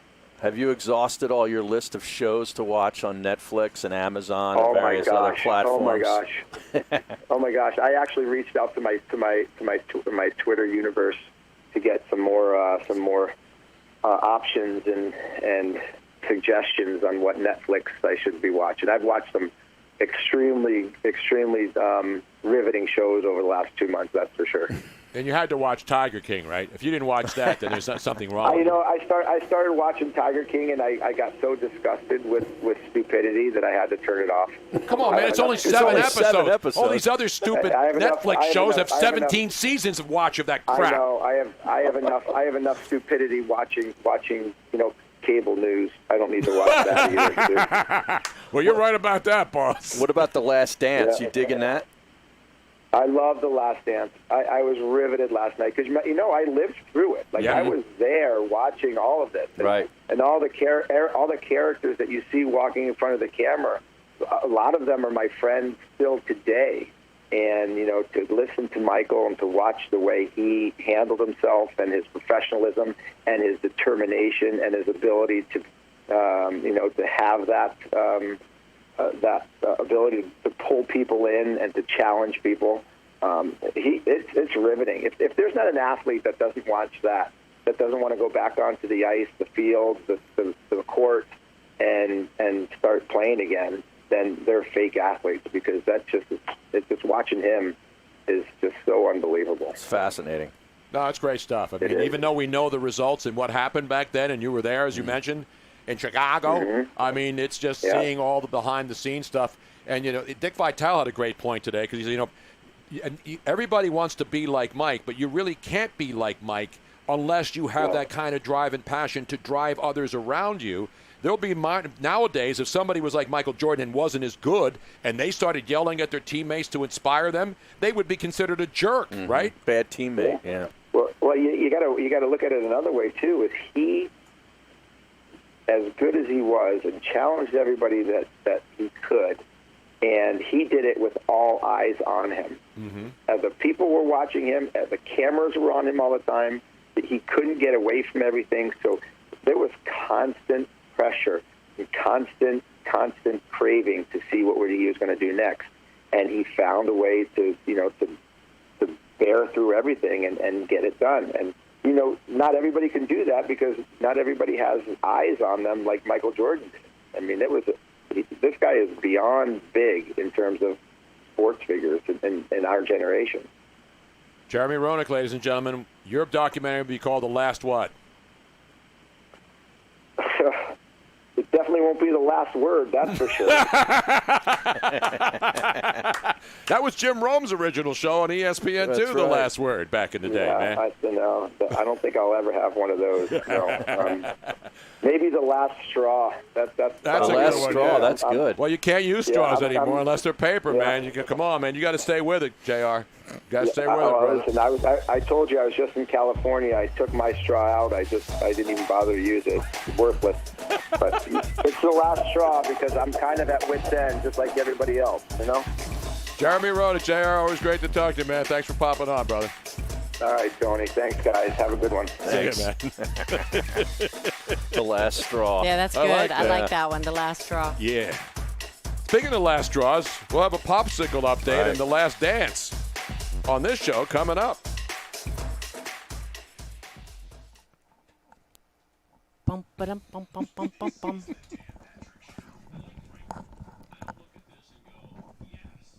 What would yours be, Tony? The last what?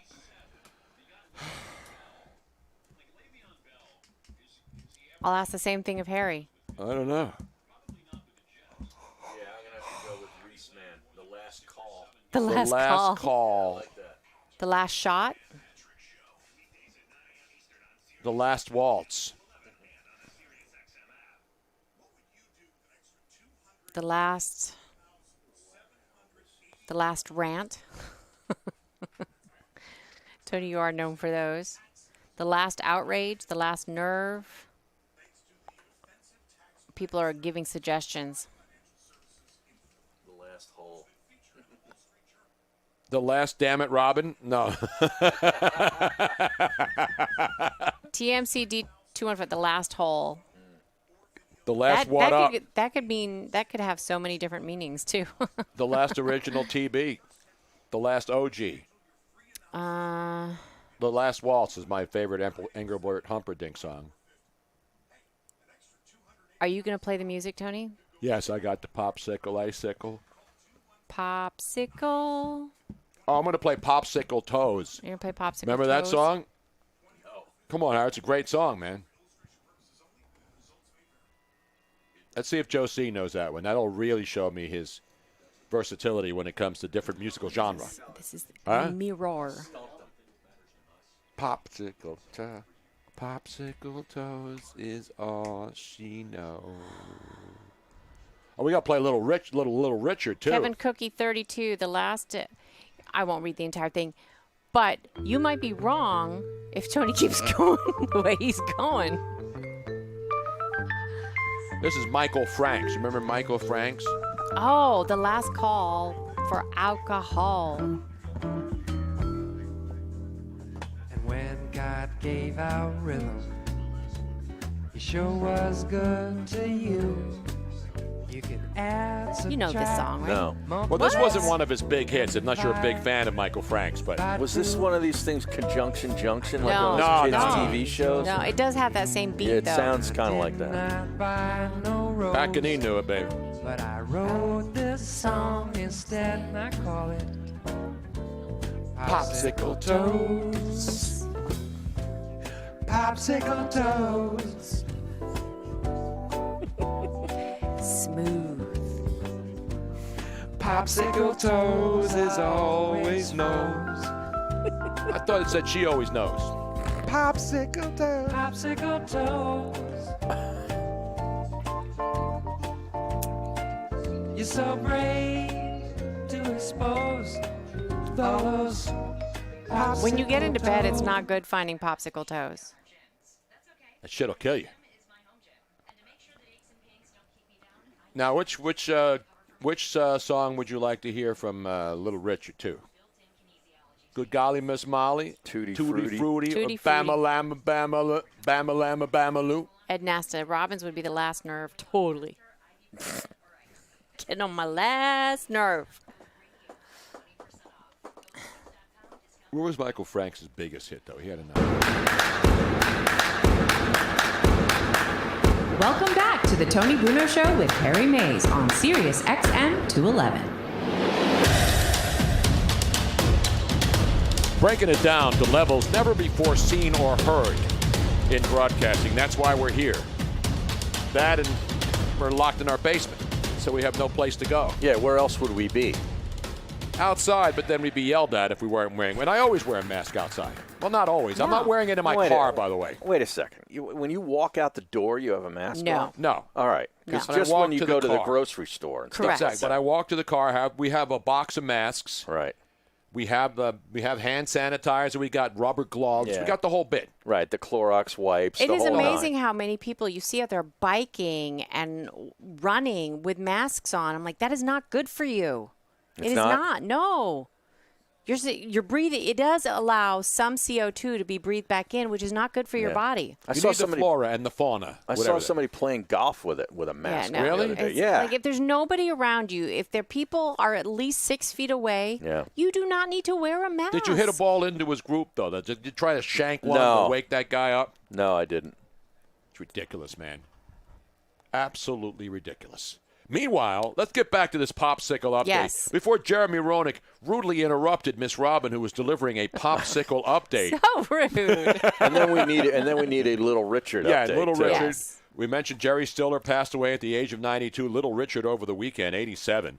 And you know what the sad part is? A lot of people thought Little Richard was still alive because that's how long it's been since we've seen him. Right. Yeah. You know, I mean, Jerry Stiller is on everything. Right. The reruns of Seinfeld, the King of Queens is on every night. That's all on syndication. Exactly. Well, I think that at a certain age, you know, I don't know the latest about Little Richard other than the fact that he passed away, but was he like being taken care of? I have no idea. Was he sick? I saw it, and of course I know all of his songs because they were all monster hits. He had Josie? bone cancer, apparently, is what he died from. Bone cancer. Yeah. Oh, okay. And That's I don't know how that's long a he's been sick painful- for or anything like that, but That's a painful way to go. You know, the great thing about, not the great thing about dying because we all do, but for people like Little Richard and Jerry Stiller, is that their work will always be there. Generations from now, you'll have to tell them who Jerry Stiller is. There are a lot of young people that don't remember Little Richard, but you remember his songs because he influenced so many other people.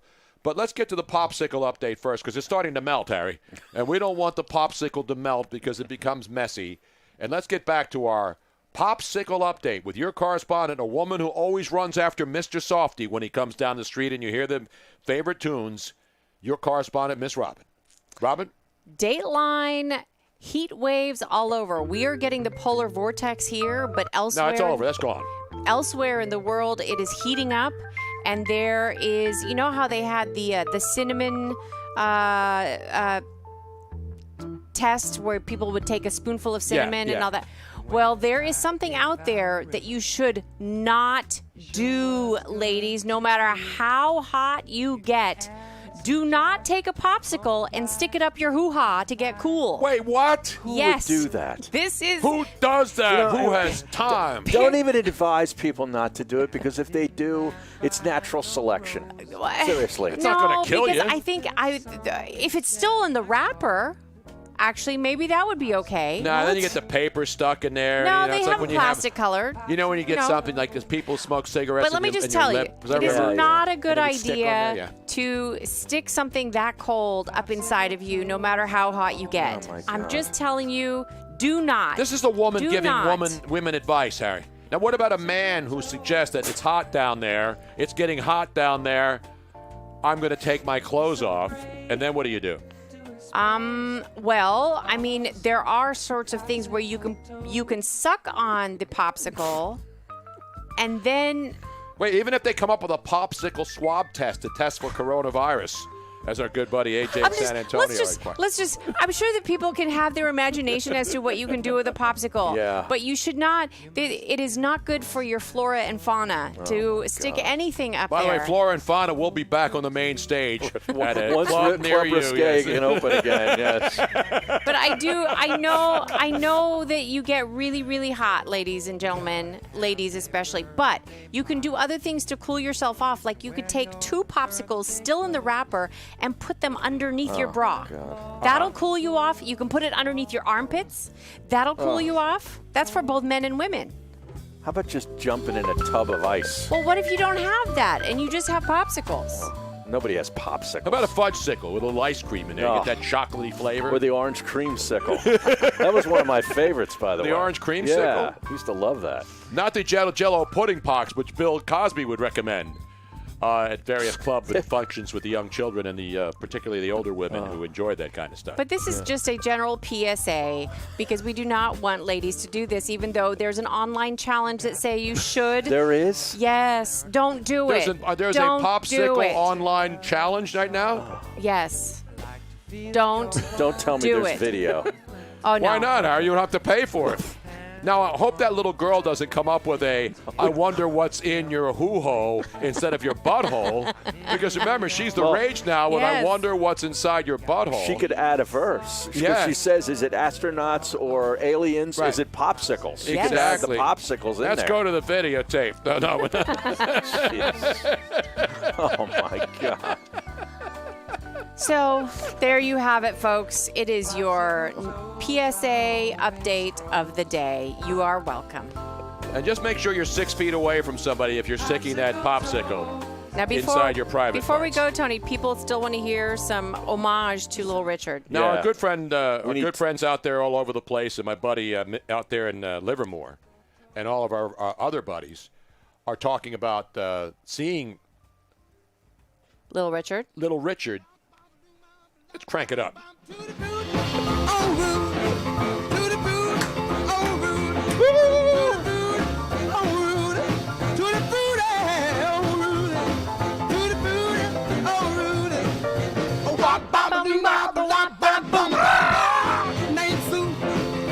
Well, she put stuff in her koozie. Girl, named Susie. She put a popsicle in her koozie.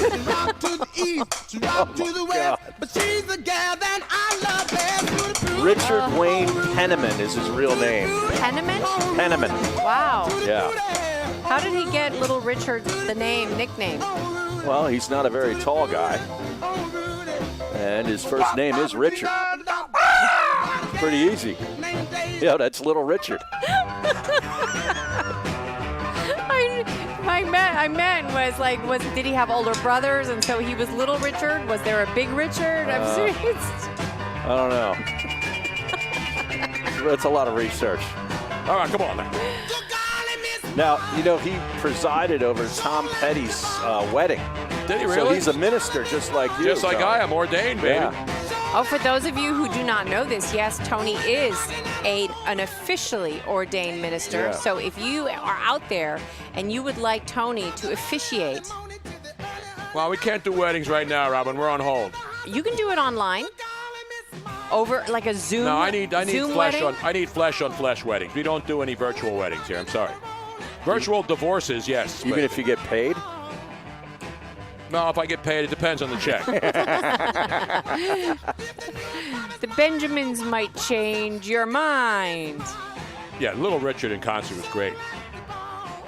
Out the Alameda County Fair, he performed everywhere, man. And don't forget, you know who else passed away over the weekend? Who?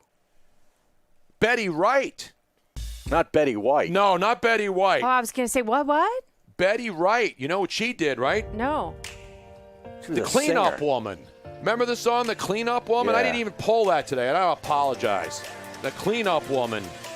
Betty Wright, one of the all-time great hits. Cleanup Woman. We don't have time to play it today. We'll play it tomorrow, maybe. In the meantime, I want to thank everybody for checking in today. Ernie Johnson was great earlier.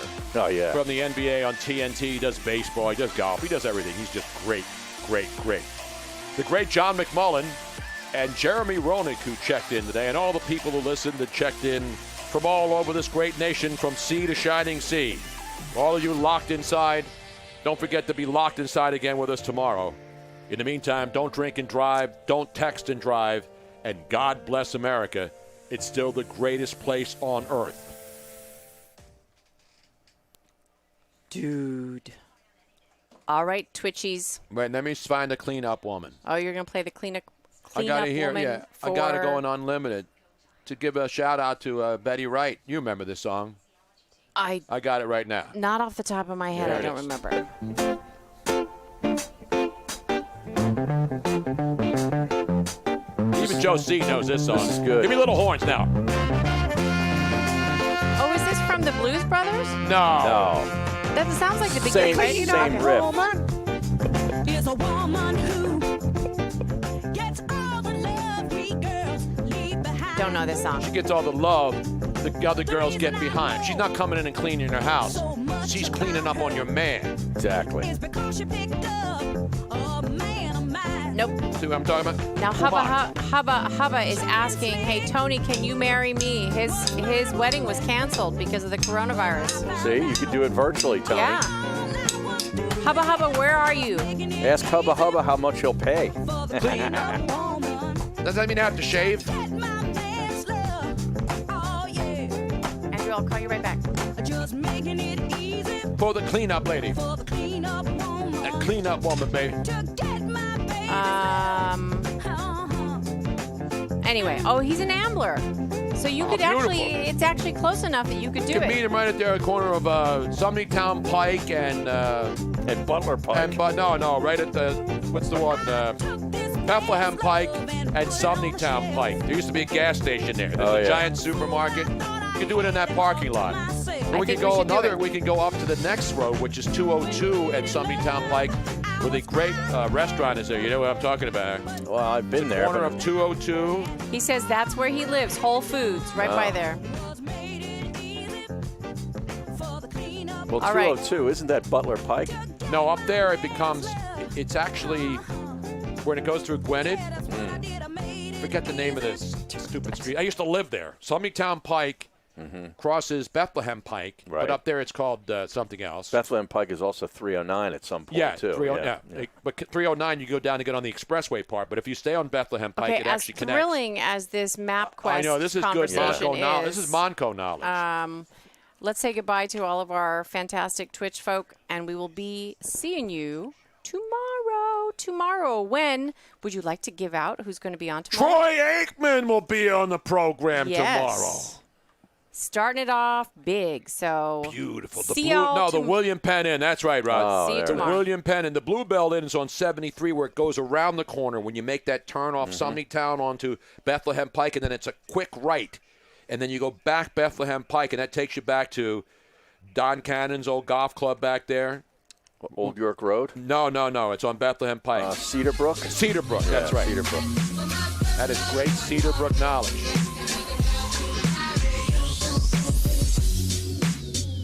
This knife has a straight edge on it, so it's very easy, maybe, in our world here, to live a happy little mountain.